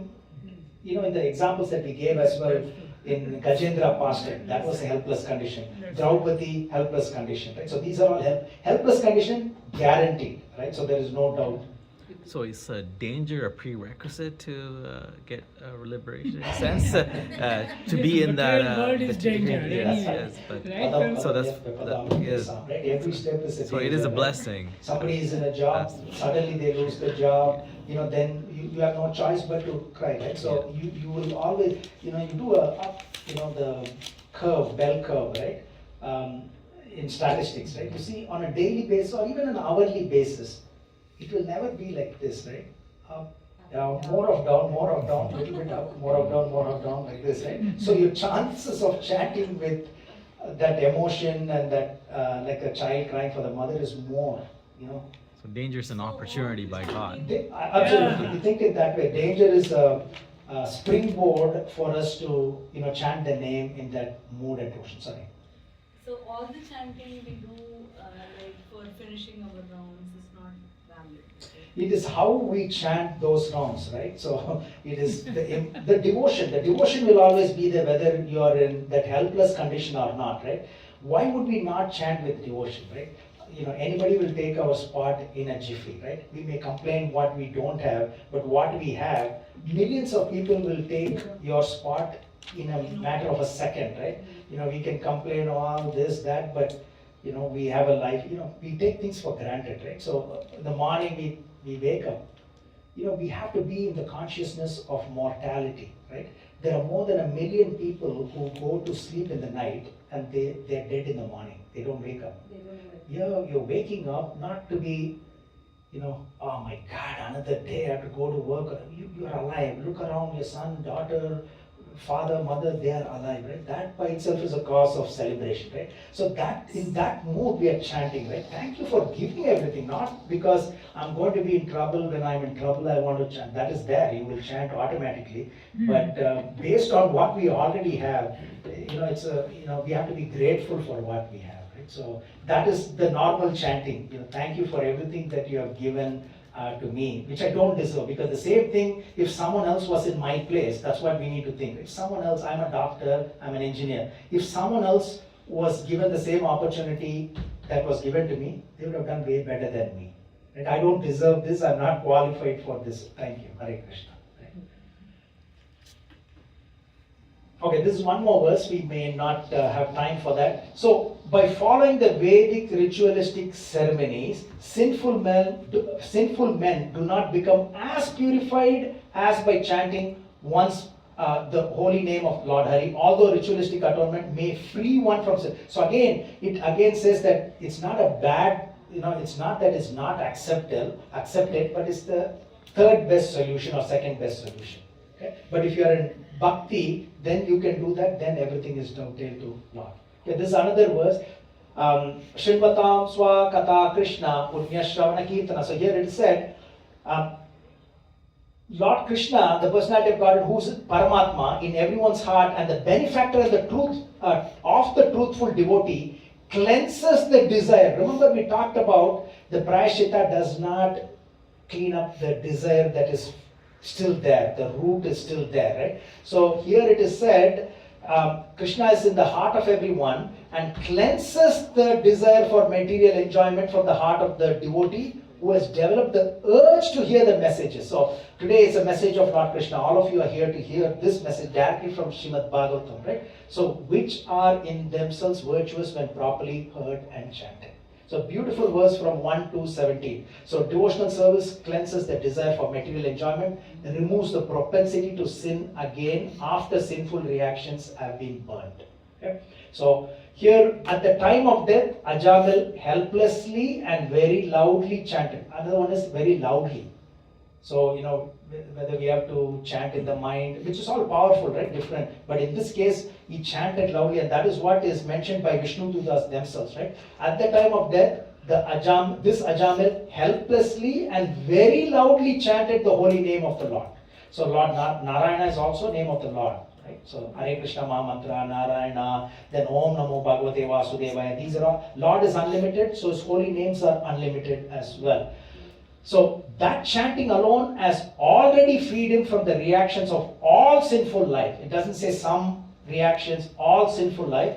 Therefore, O servants of Yamaraj, do not try to take him to your master for punishment in hellish conditions. So, I put this here, 8.5, Antakalecha Mameva. So, whomsoever at the time of his life, at the end of his life, quits his body remembering me alone, at once attains my nature. Nature means going back home, back to God. Of this, there is no doubt. So, in this case, did he actually quit his body remembering Lord Narayan?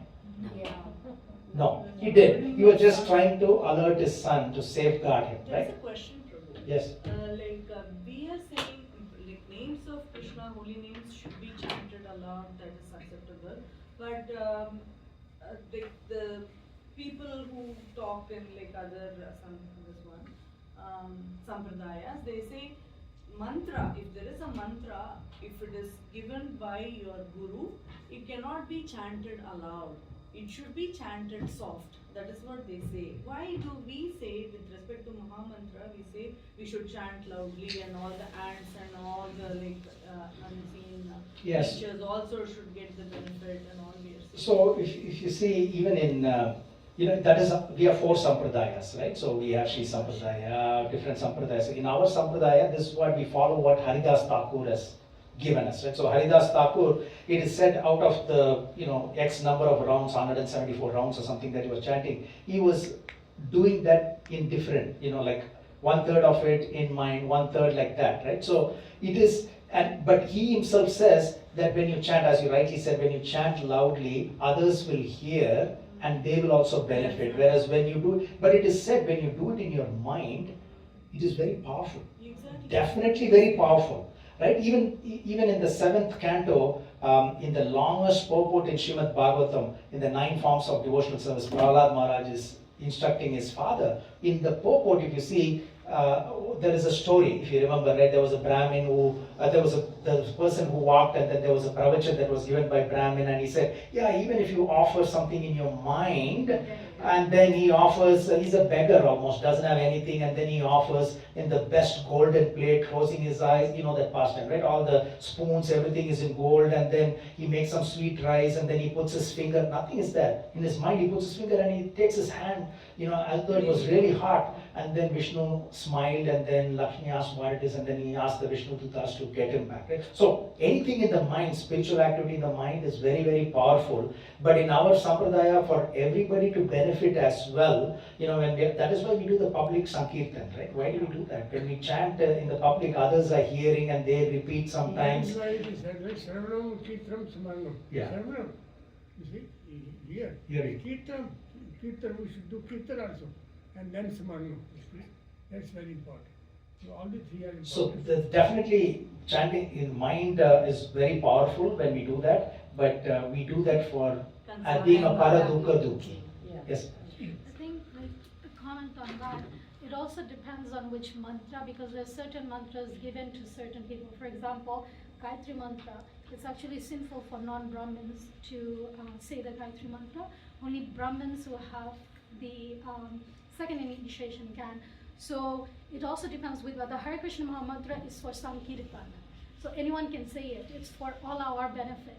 But there are certain mantras that you can't announce it or say it loud, because other people, if they say it in the wrong mindset, it's sinful. It's going to cause sin. So that's why. You are doing with an open eye, with very pious mind, and you see, clean mind, there is no harm, In fact, the other people, we have to elevate ourselves. Yeah. If other people, there are many people in the world who are more materialistic. So That's absolutely right, Prabhu. And thank you for that point. Again, it is based on the sampradaya that we are in, because in our sampradaya, there are certain mantras that can be chanted loud. Second initiated devotees, we get a set of Gayatri mantras that we don't chant. It's only internal mental chanting as well. yes, that's true. All great points, thank you. So here, if he was thinking of the Lord, he would have gone back home, but he was thinking of his son. But because he was chanting the name of the Lord, it overpowered, even though he was actually thinking about his son. So one who chants the holy name of the Lord is immediately freed from the reactions of unlimited sins, even if he chants indirectly to indicate something else. In this case, it's son, jokingly, for musical entertainment, or even neglectfully. So this is from Srimad Bhagavatam, right? So the reason to have outdoor Sankirtan, to have Jagannath parade, is for this reason, for everyone to benefit unknowingly. Okay? So it's important. So, these are all the things that we need to connect with what we are doing, right? So it's not like Jagannath festival or Rath Yatra is detached from this. It's all coming from these scriptures, right? And why we are changing that, why the name is changed when somebody gets initiated. Because of this Ajamil pastime, this why we are chanting every day 16 rounds, etc., etc. Because of this pastime. You see the connection between the pastimes and what we do. So if one chants the holy name of Hari and then dies because of an accidental misfortune, he falls down from the house, slipping, suffering, etc., is absolved from having to enter hellish life, even though he is sinful. So, because we do not know when we'll die. So Katwanga, you remember the pastime of Katwanga? He knew he's going to die in one muhurta, or 40 odd minutes, right? He knew, and then immediately he came back and he performed devotional service, and he went back home, back to Garden. Maharaj Parikshit knew 7 days. 7 days is what he's going to live. Do we know? Why, sir? Why, Prabhuji? We No. Do we know? Do we know? We don't know, right? It could be this minute. It could be somebody in my work. This was few months ago. He's a local Canadian. Evening 5 o'clock. Unbelievably well-built gentleman. He goes to gym almost every day, spend hours and hours. He was eating, he got a bagel. He choked on a bagel and he died on the spot. Who would have thought about it, right? So anything can happen at any time. So that is why it's important. We do not know when we'll die. So chanting as often increases our chances, our chances of getting saved, right? So Vishnu, so again here, one should atone. So this is maybe Prabhu, can you read the first bullet point? One should atone for the These are all from Srimad Bhagavatam, okay, actual verse. Go ahead. on the heaviest sin by undergoing a heavy process of atonement, and one should atone for a lighter sin by undergoing lighter atonement. Chanting the holy name, however, vanquish all the effects of sinful activities, regardless of whether heavy or light. Okay, beautiful verse, right? So this is actually from Srimad Bhagavatam. So if you made great sinful reactions, bigger sinful reactions, greater the atonement. Less means it's less. But we don't know, right? How do we know what we did or did not do? Maybe when we are very young, or maybe in the previous life, right? So it says when you chant the holy names, you don't have to worry how bad it was or how light it was, right? It takes care of even the heaviest one. Or needless to say, even the lighter sinful reactions are automatically taken care of. So you can neutralize. So again, to reiterate that point, atonement is not a bad option, right? So it says you can neutralize the reactions of sinful life through austerity, charity, vows, etc. But you cannot uproot the illicit desires that we may have. But then if one, devotional service, you will be removed of those contaminations as well. This is a significant verse. Ajnanada Vagyanath Uttama Sloka Namayat Sankirtitam Aham Pumso Dahe Dedo Etanalaha. So again, this, unfortunately, this we have to again think of this Los Angeles fire, right? You think of that devastation only for that, right? It's sad. Now you read the translation. Somebody can read the translation.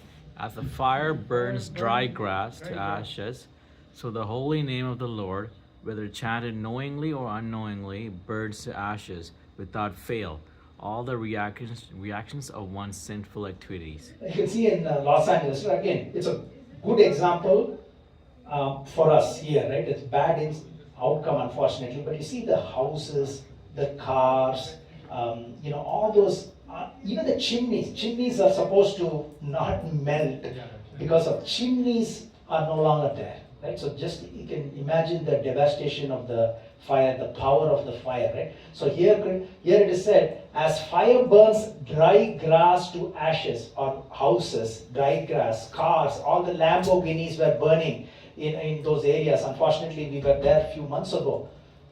So the holy name of the Lord, whether chanted knowingly or unknowingly, burns to ashes without fail. That's a double confirmation. Burns to ashes, without fail, all the reactions of one's sinful activities. So this is how Ajamal was saved, because it says, if a person unaware of the effective potency of a certain medicine, okay, you don't know how good this medicine is going to be. Does it matter? It matters. Maybe some of you are doctors here. There is also, to an extent, I'm going beyond this, right? There is something called as placebo effect and nocebo effect, right? Placebo effect is if a doctor is, you have so much of confidence in the doctor and the doctor gives you a sugar pill, you take that and you'll get cured. Placebo. The evil cousin of placebo is nocebo. Nocebo is, if you think that if I take this, I'm going to lose my hair, I'm going to have, some reaction. Even though it is a sugar pill, but given by that, if you have that sort of faith, then it will happen to you. So placebo and nocebo. But in general, right, that is beyond what is stated here. So here it says, if a person is unaware of the effective potency of a certain medicine, right? Somebody's got some major problem. The doctor gives the best of medicine that can be ever given to him. And, he takes the medicine, even though he may not have the knowledge of, oh, this chemical and this chemical is the best for this. He doesn't need to have the knowledge. But if he takes that medicine, he is going to be cured. So similarly, if one chants the holy names knowingly or unknowingly, the chanting will be effective. Okay? This is actual verse from Srimad Bhagavatam. This is how he was saved. And again, to reiterate, why do we have outdoor events, etc. And when we chant the holy names, others are also benefiting from this. So here, so he's given a second chance. He was saved from the jaws of death with no time to spare. In an NFL game, some of you may watch periodically NFL, the clock goes to almost zero.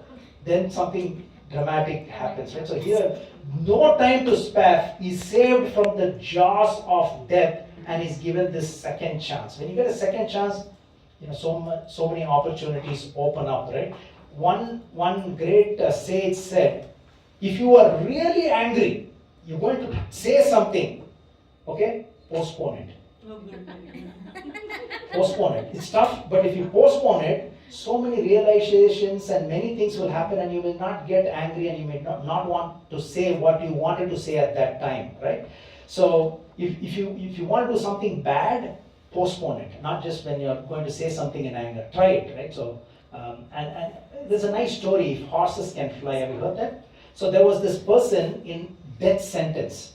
The king has, put him in death sentence. This person is going to die. And as you know what they do, they ask him, what is your last wish? So he thought and he said, I wish I had 1 year time to make the king's horses fly. So the king said, this is a very unusual request. What am I going to lose? This guy is going to die now or after 1 year. But you know what? He says, I'm going to give you 1 year time and you will get 1 year time to make my horses fly.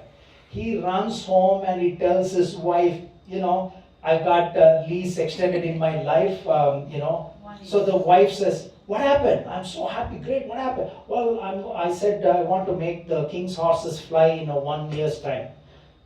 What are you talking about? You are not going to do this. How the horses can fly? You made a biggest mistake. He said, I got 1 year more. I should have died today. I got 1 year more. Who cares? He said, this king may be overthrown by another king in 1 year time. 365 days, another king will come and they can overpower this king, take over this kingdom, and the rules may change. The other king may say, I don't care about what this king did. Like you see the clemency that was given by US President and Biden and everybody. Right? So 1 year, so many things can happen. Or this king may die because of old age and all the old things may have forgotten. Or who knows, at the end of 1 year, maybe the horses may fly too.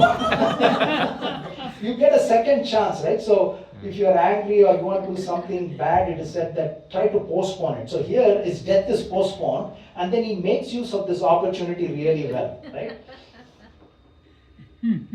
So Yamadutas returned to Yamaraj to explain to him. What are they going to say? They're going to say, I thought you were the boss.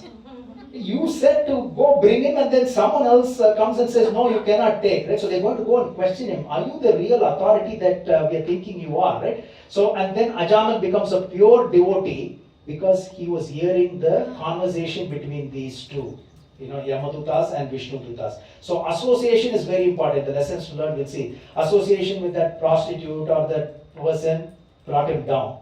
And now the association with Yamadutas and Vishnudutas lifted him, right? So who we are is who we associate with.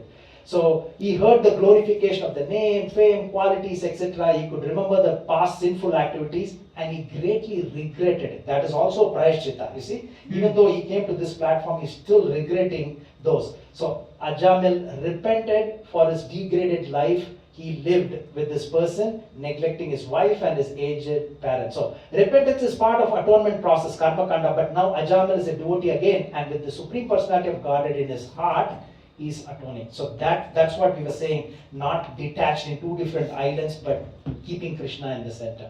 So Ajamil appreciates the second chance that was given to him and determines firmly to engage in devotional service. So he proceeds to Haridwar and he controls his senses, performs bhakti yoga, because that is what is mentioned by the Vishnu Dutas. So he's doing that because he knows the value of the name that he chanted unknowingly. Now he's knowingly chanting. Before it was unknowing, but he's knowingly performing devotional service.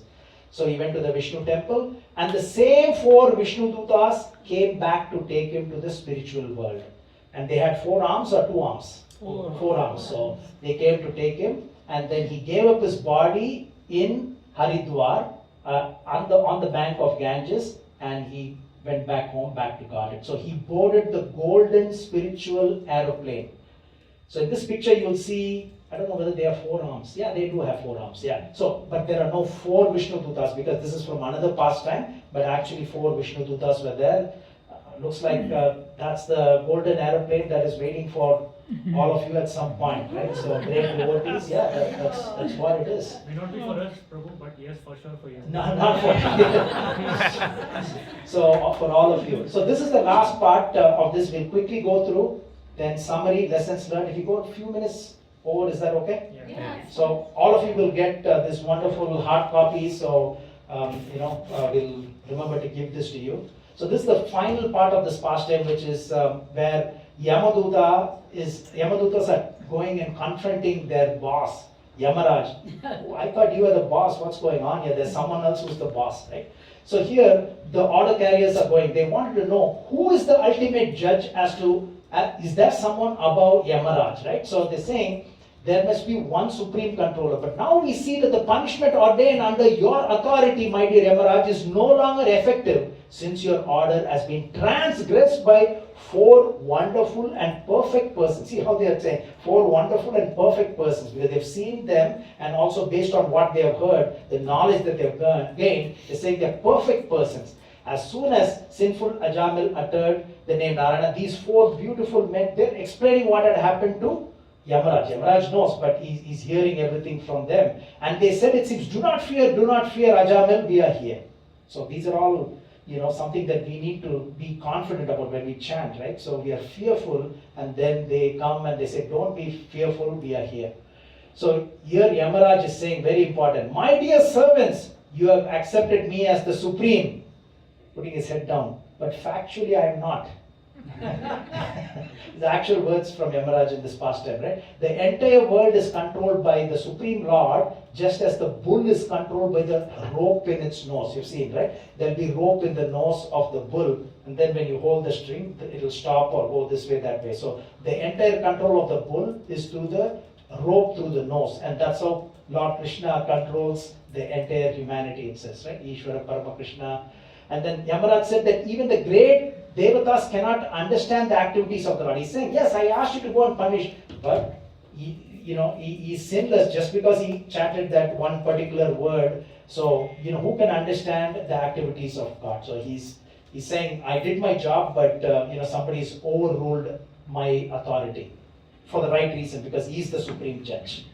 So living entities cannot see God like the limbs cannot see the eyes. It's very beautiful, right?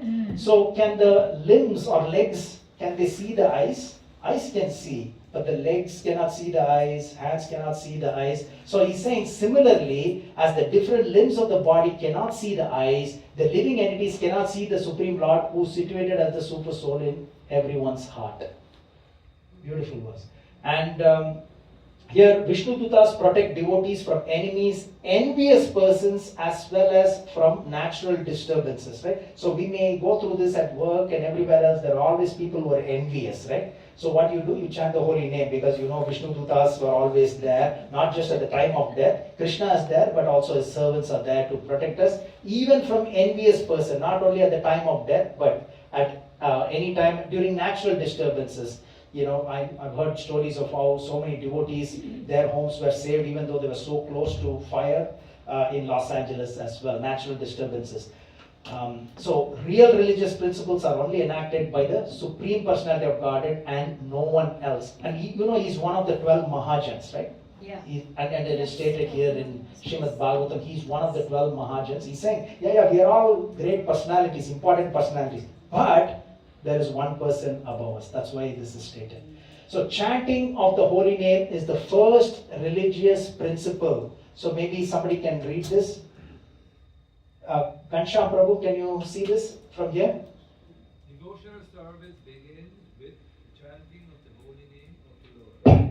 It's the ultimate religious principle for the living entity in human society. Good. So even though in the sequence, Shravanam, Kirtanam, Vishnu Swaranam, Pasevam, Archanam, Mandaram, Dasam, Sakyam, Atma Nivedanam, but it is said that from our standpoint, devotional service beginning with the chanting of the holy name, and that's what saved Ajamil. So he's saying the greatly sinful Ajamil chanted only to call his son, not knowing that he was chanting the Lord's name. And therefore and even because of that, he was immediately saved from the ropes of death. So the holy name relieves one from all sinful reactions, and this is the only process recommended for the relief from sinful reactions. You see how many times this is reiterated, right?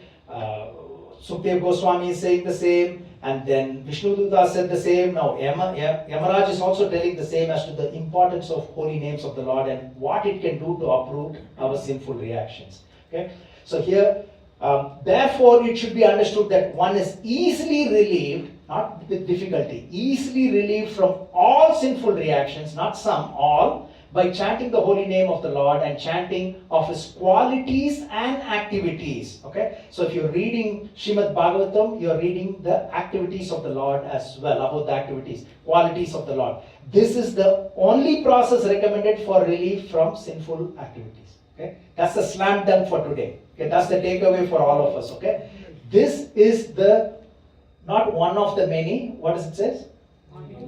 Only process recommended for the relief from sinful reactions. Even if one chants the holy name of the Lord with improper pronunciation. I just put that here because, the beginning stages, that Mataji, that Prabhu said Krishna, does not matter, right? So it clearly says, even if one chants the holy name of the Lord with improper pronunciation, he will achieve relief from material bondage. Okay? So there are many devotees from other cultures, right? So the tongue may not, move the way that some of others, some of us are used to, some of you are used to, right? So no point in, he's laugh and do all that, because clearly it says, that's not a problem here. So let's not try to correct we'll try our best to chant the right way, but don't worry, this is like a baby calling the father with the best of how the baby can call, right? The baby will call the father, dada, whatever it is, but the father knows the baby is calling him, right? So why we have to worry about that? So intelligent devotees solve all their problems by chanting the holy names, and they are out of my jurisdiction. Jurisdiction means the official power to make legal decisions and judgments. So here is another statement by Yamaraj saying, devotees, when they chant the holy names, they don't have to worry about hell at all. Right? So whatever they have done, it will be expunged. They are not within my jurisdiction for punishment. So he's saying, they are surrendered to the Supreme Lord. They are always protected by the club of the Supreme Personality of Godhead. Protected by all weapons, but by the club. And he's saying that bring me the persons who are averse to serving the lotus feet of the Lord. Okay, so he's saying the sinful candidates are ones who do not perform devotional service. Look for them and bring them. Okay. So we have our responsibilities towards our families as grihasthas, just like Arjuna and other grihasthas. However, excessive attachment causes the degradation. You all agree? Yeah. Excessive attachment to anybody, work, family members, beauty of our own self. It's a problem. Something happens, oh my God, hair is falling, hair is grey, right? So excessive attachment causes the problem in this material world. That's what it's stated there. So he's saying, only bring the persons who do not use their tongues, who do not use their hearts, who do not use their heads in the service of the Lord. Bring them to me here. So I put this from Srimad Bhagavatam 9th canto. This is Maharaj Ambarish's pastime, right? So I'm not going to read through this, keeping time in mind. So this is how Maharaj Ambarish performed his devotional service using what we have. Don't forget, we have the body. That's all we have, right? So to go back to the spiritual world, you have to use your body that you have, with your tongue, with your different parts of your body, to perform devotional service. Right? So that's the only thing that we have, which we can see, and the mind that we cannot see. So we have to use whatever we have in the service of the Lord, whenever we can, as much as we can. So here he's using his mind in meditating, words in describing the glories, hands in cleaning the temple, ears in hearing, eyes in seeing the Lord, sense of touch, then the sense of smell, fragrance of tulasi, tasting prasadam with the tongue, legs in walking to the holy places, head in bowing to the Lord, desires are all towards the Lord, etc. And a few more slides. I just put this very quickly. I just took this from Katwanga's pastime. Okay, so because it talks about using the different sense organs in the service of the Lord, right? So here it is said, men who are like dogs, hawks, camel and asses praise those men who never listen to the transcendental pastime. So this is important of what you hear with your ears, right? Otherwise it will be like this. And then here, one who's not listened to the message about the prowess and marvelous acts of Lord, how Lord lifted the Govardhan hill, how did he do? If you don't listen to that, then it's our ears or ears, mouth, and tongue is like that of a snake or that of a frog. Snake is, just got a hole, right? So it is useless. And then here, hands, head and hands, right? So you can see, even if you have an expensive turban, it's just going to be a burden, right? So it's just a heavy burden. And then this is an actual picture of a person who died, right? But his desire was all the gold should be there. I don't know whether they buried him or somebody did anything. But what is the point of that, right? So here it is said the upper portion of the body, though crowned with silk turban, is only a heavy burden if it is not bowing like A.C. Bhaktivedanta Swami Srila Prabhupada is doing. Srila Prabhupada ki jai. And then, and the hands, though decorated with glittering bangles, are like those of a dead man if not engaged in the service of the Lord. And then few more, right? Eyes and legs. So you see this is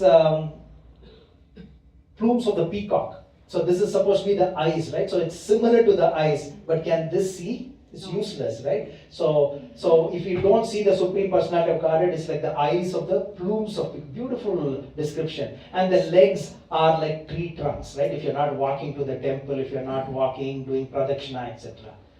And if a person who's not at the time received the dust of the lotus feet of Lord's pure devotee upon his head is certainly a dead body, and the person who has never experienced the aroma of the tulasi from the leaves of the lotus feet is also a dead body. So again, these are all examples. I've taken it from various parts of Srimad Bhagavatam to show how we need to use our senses as much as we can in the service of the Lord. Okay, one or two more.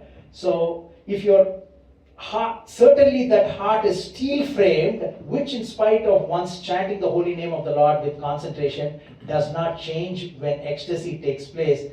Tears fill the eyes and the hair stand on end. So that is chanting with feelings. And Yamadutas, after hearing about the glories of the Lord, were struck with wonder because they heard it from the Vishnu Dutas. Now they're getting the reconfirmation from their own boss Yamaraj as well.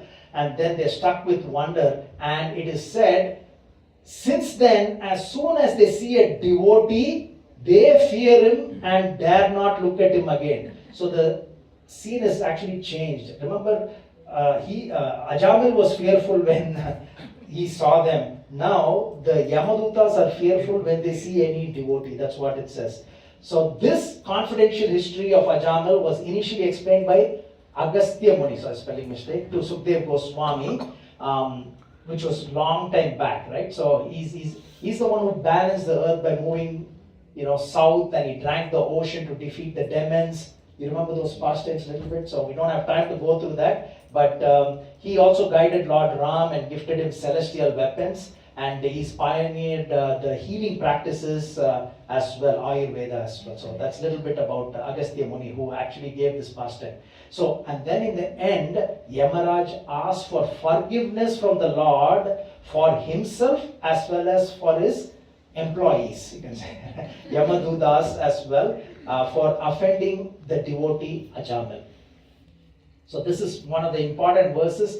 Tasmat Sankirtanam Vishnor Jagan Mangalam Amasam Magatam Api Kauravya Vindya. So this is beautiful one. So can somebody read the English translation very quickly? We are running out. Yeah, please.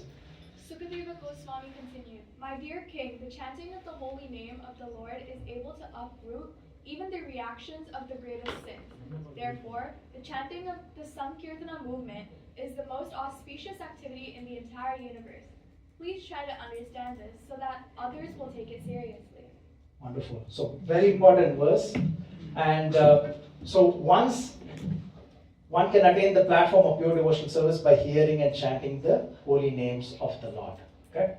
So that's the sum and substance of the 6.1, 6.2 and 6.3. We'll quickly, because we started here, we'll go here, come back, go here, etc. That's what we have done for the last couple of years. Now we'll go in a straight line from top to down, very quick chronological summary, and that's what you have in your takeout as well. Okay, so this concise recap to ensure clear registration of the pastime. So here Maharaj Parikshit is inquiring from Sukdev Goswami as to how humans can avoid hellish suffering, and then Sukdev Goswami is offering solutions progressively. First he offered karma kanda, ritualistic atonement. He was not too happy. Who was not too happy? Parikshit was not too happy. He said, nah, this is like an elephant taking bath and putting the mud on top of it again. Then he gives the knowledge-based purification. He says, yeah, that's much better, but I want an ultimate solution. And then it's given, devotional service is given, because it's the ultimate solution for complete purification, eradicates sins as well. Yeah. So we can pass that around, and then in the last 3 or 4 pages you will have quiz, and you can open that. Don't worry about reading that from here, but we can follow here. Okay. So then Ajamil's fall. He was once a virtuous Brahmana, but then he married this prostitute maid servant. He lost all his Brahminical qualities, and then he lived a sinful life. He had 10 sons from this lady, and the youngest one he named him as Narayana. He was very dear to the father. Final moments, when he was 88 years old, he sees 3 fearful-looking Yamadutas, and then for the fear of his son, he called out Narayana, his son's name. Immediately the 4 Vishnudutas arrived, and then they forbade Yamadutas from taking Ajamil's sword, and then the Vishnudutas questioned the Yamadutas on the meaning of religious principles, and then the Yamadutas explained that there are how many witnesses?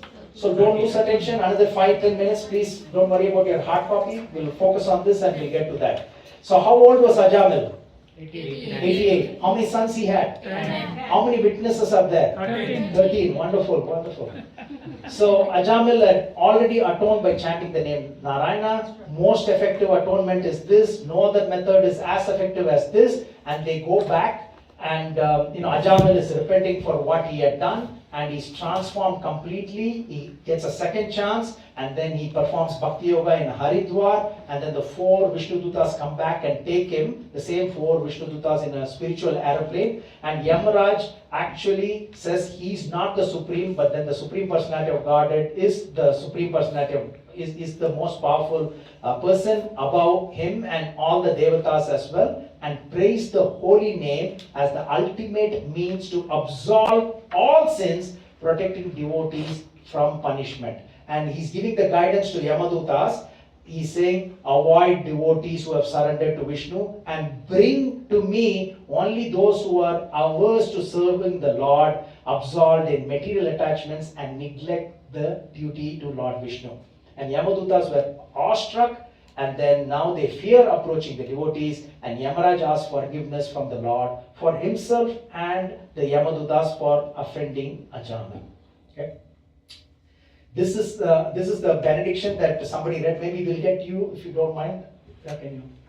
One who hears or She's giving the benediction to all of you. Okay? Go ahead. One who hears or describes it with faith and devotion is no longer doomed to hellish life, regardless of his having a material body and regardless of how sinful he may have been.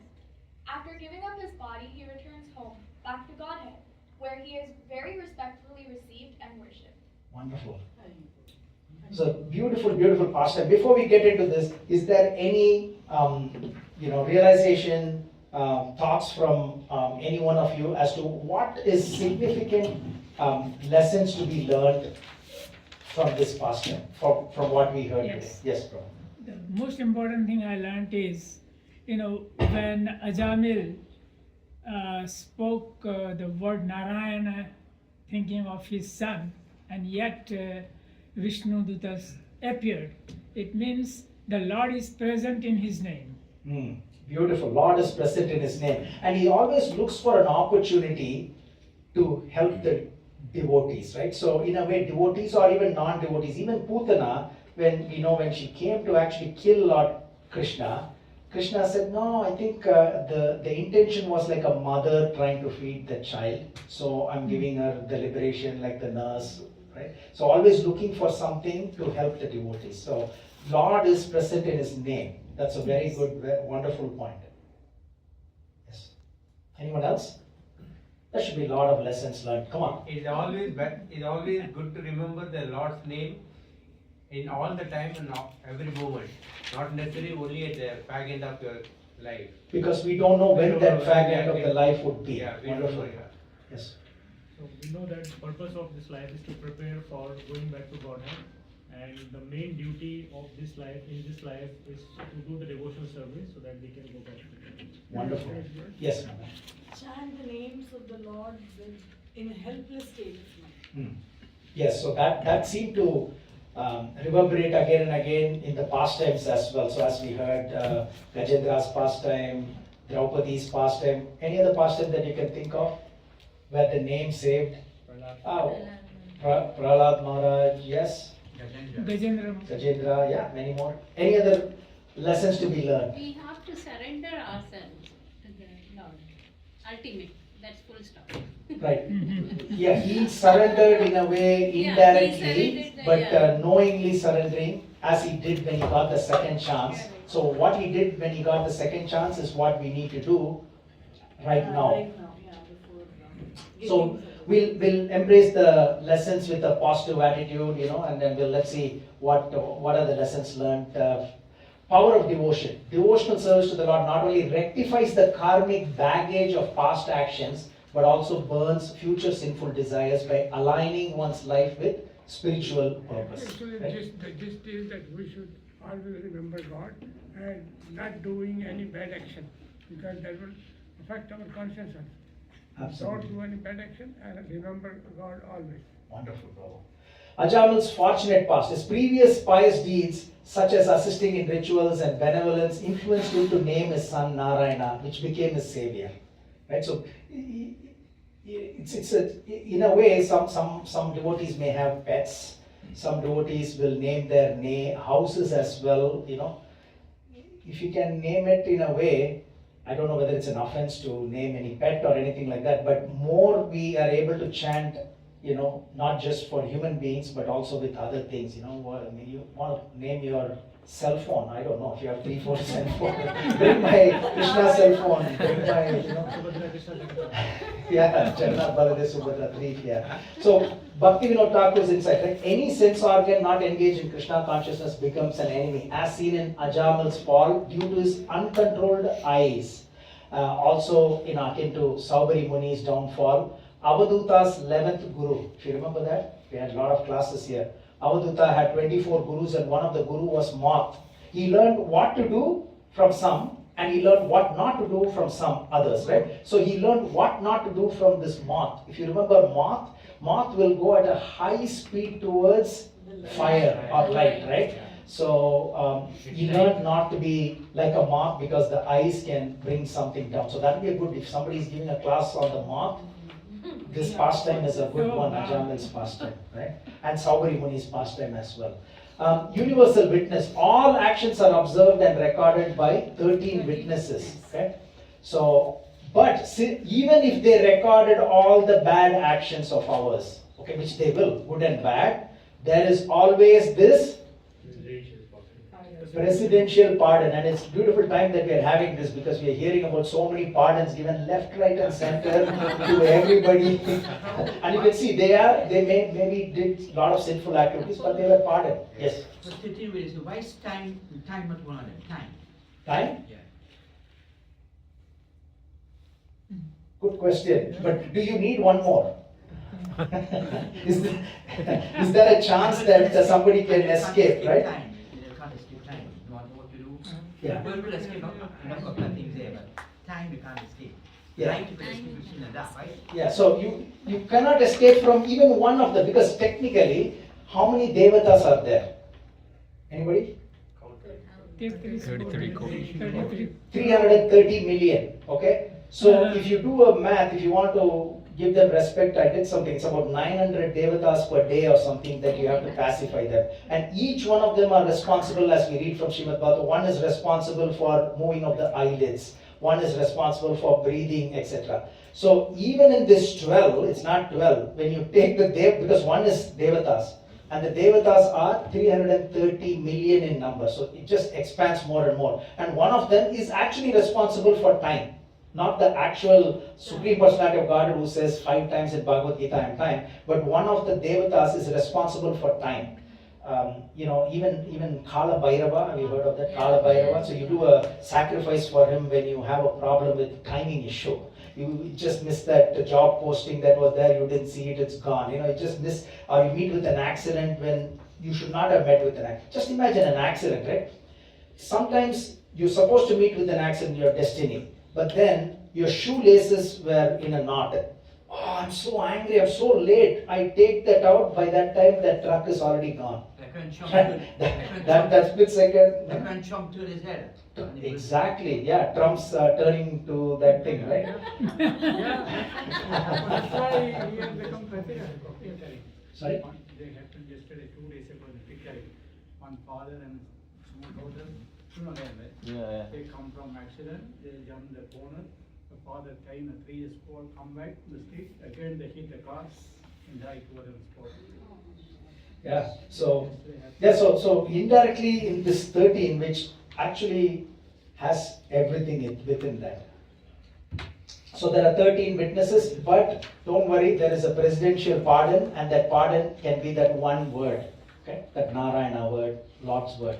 Atonement should match past sins. That's very important. One question Yes. before you proceed. The previous presidential pardon. Yeah. I have one devotee who always asks, is it fair for the Lord to say that people are following devotional service, doing devotional service and following devotional life throughout, and they are getting Krishna's support, and those who are also coming and saying, remembering Lord at the last moment, they also come. How fair is it, kinda? So I doubt whether that is a good consciousness, right? So we should not worry about others, right? In one way. Presidential pardon. It Yeah. comes under presidential pardon. It's a perfect He time you says can see it, that's right? Like somebody said, oh, J6, January 6, that is not right. He did this to the. Does not matter the pardon, right? yeah. That authoritative, pardoning is there, right? And who knows, it could be linked to their previous karma, right? The previous karma would have been, they just need to do this little thing, right? Only thing, and they get, because they're deprived of all the good things they should have had, and here they get the best. Like somebody gets a lottery, right? What can you say? Somebody gets a lottery ticket, 50 million, they win. So what can you say, right? So it's based on very complicated past karmas as well. So atonement should match past sins. The severity of one's atonement should match the past sinful deeds to avoid journey to hell according to Yamadutas, right? But we don't know that. But it says clearly, if you chant the holy names, then it takes care of heavy karma, lighter karma, etc. Power of the holy name. So knowingly or unknowingly brings immense benefit and can counteract sinful reaction. Association shapes us, right? Good association elevates us, bad association degrades us. Is that a fair statement? We know this, right? We don't need any religious book to know this, right? We hang around with bad guys, we'll imbibe their consciousness and we'll continue to do bad things. Same thing, good. So here the negative is the prostitute and the positive impact are Yamadutas and Vishnudutas. Second chance exists. It's never too late to transform one's life through devotion. Last minute, right? So whether it's fair or not, but still we have a chance, right? We all need a second chance, right? Don't we? Everybody needs a second chance. Another example is Kalia. He got a second chance too. Yes. Just on that, I actually didn't understand. So when the Vishnudutas came to Ajamil, did he actually get a second life? Like you said, he then passed away in the... No, he didn't pass it, so we put that, that's why I put that point there. He did not die because they came to snatch the soul from the heart, because it said the soul, Paramatma and the Atma are in the soul, or in the heart region. So they came to take, and that's the time when he chanted. So he did not die. So he was alive when he heard all this conversation. Okay, then he lived for a certain number of years. Yes, so right after that he repented for his sins and then he went to Haridwar. If you remember, he went to Haridwar and knowingly chanted the holy names and other aspects of devotional service. So he got a second chance. Second chance means he lived longer to rectify his mistakes. And how long did he live? It doesn't say how long. It looks like it's not like Katwanga 45 minutes, or it is not like 7 days of Parikshit, because it's much longer, because he went from Uttar Pradesh to Haridwar. I don't know how long it would have taken, depending on how many centuries ago, right? He may have gone walking, etc. So it was a while. It doesn't say how long, but it says that he performed pure devotional service and he went back home and got it. Hearing and chanting, right? So we know chanting the name Narayana saved him, and hearing the holy name's glory from the Vishnu Dutas saved him. So hearing and chanting, right? And God overrules. We already talked about this. He's a God that overrules, right? So the High Court judge will say, no, you are punishable. You go to Supreme Court says, no, you're not punishable, right? So there is always this higher authorities. Even though Yamaraj said, go and bring him here, but there's a God that overruled because of the name that he had chanted. So it's like, Supreme Court judge overruling High Court judge's decision. Unknowing and knowing helped Ajamil. Unknowingly chanting the holy name at the time of death eradicated all the past sinful reactions and gave a valuable second chance, and knowingly performing devotional service in Haridwar propelled Ajamil to the spiritual world. Supreme Judge is the ultimate authority as confirmed by Yamaraj. Holy names of God relieves one from all sinful reactions and is the only process that is recommended for relief of sinful reactions. And practical advice, we already talked about this: name loved ones with holy names. It will spiritually safeguard us. And there are many pastimes. We don't have time. Jonah's prayer. Remember Jonah's prayer in Bible? He was caught inside a whale, and then he chanted and he repeated the name of the Lord, and then he was saved. And then that Bartimaeus. Can you explain that? Do you remember? Okay, so here he was having this physical disability, and then when Jesus was there, and then he chanted his name and he wanted, and then immediately he got cured as well. Right? So many pastimes like that, not just in our culture. Power of chanting: it destroys past sins and prevents future sins at the root. And holy name from your lips to God's ears. Right? So you heard that, right? Very beautiful one. So from your lips directly to God's ears. Okay, so we'll quickly go through the quiz. So if you can flip your hard copies towards the, I don't know if there's a page number. So another 5-10 minutes. Prabhu, is there any prasadam for devotees? Yes? Okay. So you have the question, so we'll answer it together, okay? So question number 1, the process of repeated sinning and atoning is compared to bathing of a child, bathing of an elephant, eating and then feeling hungry again, sleeping and then waking up again. Let's say B for Balaram. B for Balaram. B for Balaram? Yeah, B for Yes. Balaram. Okay, next question. Ajamil was the dash by birth. Brahma. Brahmana by birth. A for Arjuna or Aniruddha. Number 3. Ajamil lost all his Brahminical qualities by C. C for Chaitanya. 4. By being in association with the prostitute, Ajamil began spending whatever money he had, gave up all his brahmani, gave up the association of his. All of the above. B for Damodar. Okay, question number 5. Ajamil's youngest son's name born to the prostitute was Narayana. D. Number 6. When the time of death arrived, Ajamil was C for Chaitanya. 7. This is the most difficult one. Should not be. We repeated this many times. The number of Yamadutas and Vishnudutas during the Ajamil's pastime were 3 and 4. C. Chaitanya. C for Chaitanya. Chaitanya. C for Chaitanya. Good.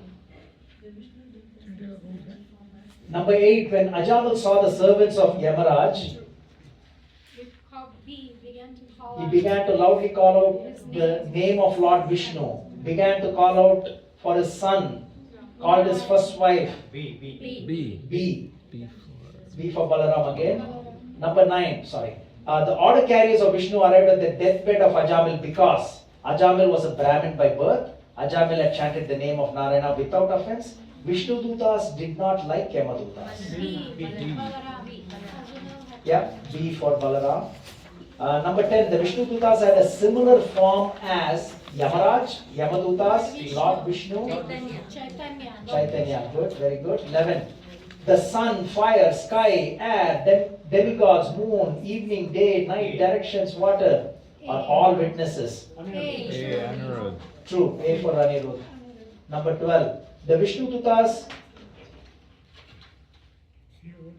Sorry, I made a mistake there. Said, okay, it's not into. The Vishnu Duta said that Ajamil had already can change it, right? So I can correct it. Number 12, it's not into. The Vishnu Duta said that Ajamil had already atoned for past sins performed not only in this life but millions of lives because. D. Damodar. Yes, D for Damodar. 13. Dash is the best process of atonement for a thief, drunkard, murderer, one who indulges in sex life, one who slaughters cows, and for all other sinful men. Anirudh. Chanting of the holy names of Vishnu. 14. One who chants the holy name of Lord is immediately freed from reactions of unlimited sins if he C for Chaitanya. D. D, all the above.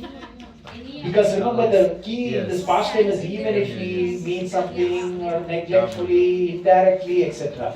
Okay? So 14 is D.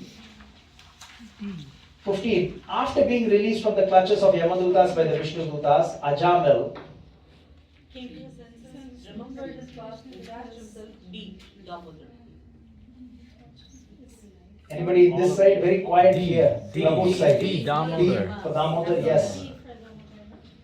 Number 16. Ajamil gave up his material body at Haridwar. Balaram. 17. As the different limbs of the body cannot see dash, though it directs the movements of the body, similarly the living entities cannot see C. Chaitanya. eyes. Yes, very good. Yamaraj asked his servant to bring to him people who do not use their tongues to chant, whose hearts do not remember, whose heads do not bow. All of the above. Bring them all. Wonderful. So I had few more names for this wonderful pastime. Remember, it was sin to salvation in a single word. Is that not a very beautiful, title, right? Just because it was one word only, right? I just threw in some other names for this pastime, right? So a single word that changed the karma and destination. The one word to rewrite destiny. The word that transcends karma. One word to redefine fate. Karma conquered by one word. Destiny rewritten by a single word, one word, endless transformation, and the power of one word. So here, Ajamil This is the summary of this whole presentation in one slide. Ajamal was destined to go to one of those 28 hells down, right? Yep. But he said one word Narayana and he went back to Vaikuntha. Power of one word. One word. Sin to salvation in a single word. His divine grace, A.C. Bhaktivedanta Swami Srila Prabhupada ki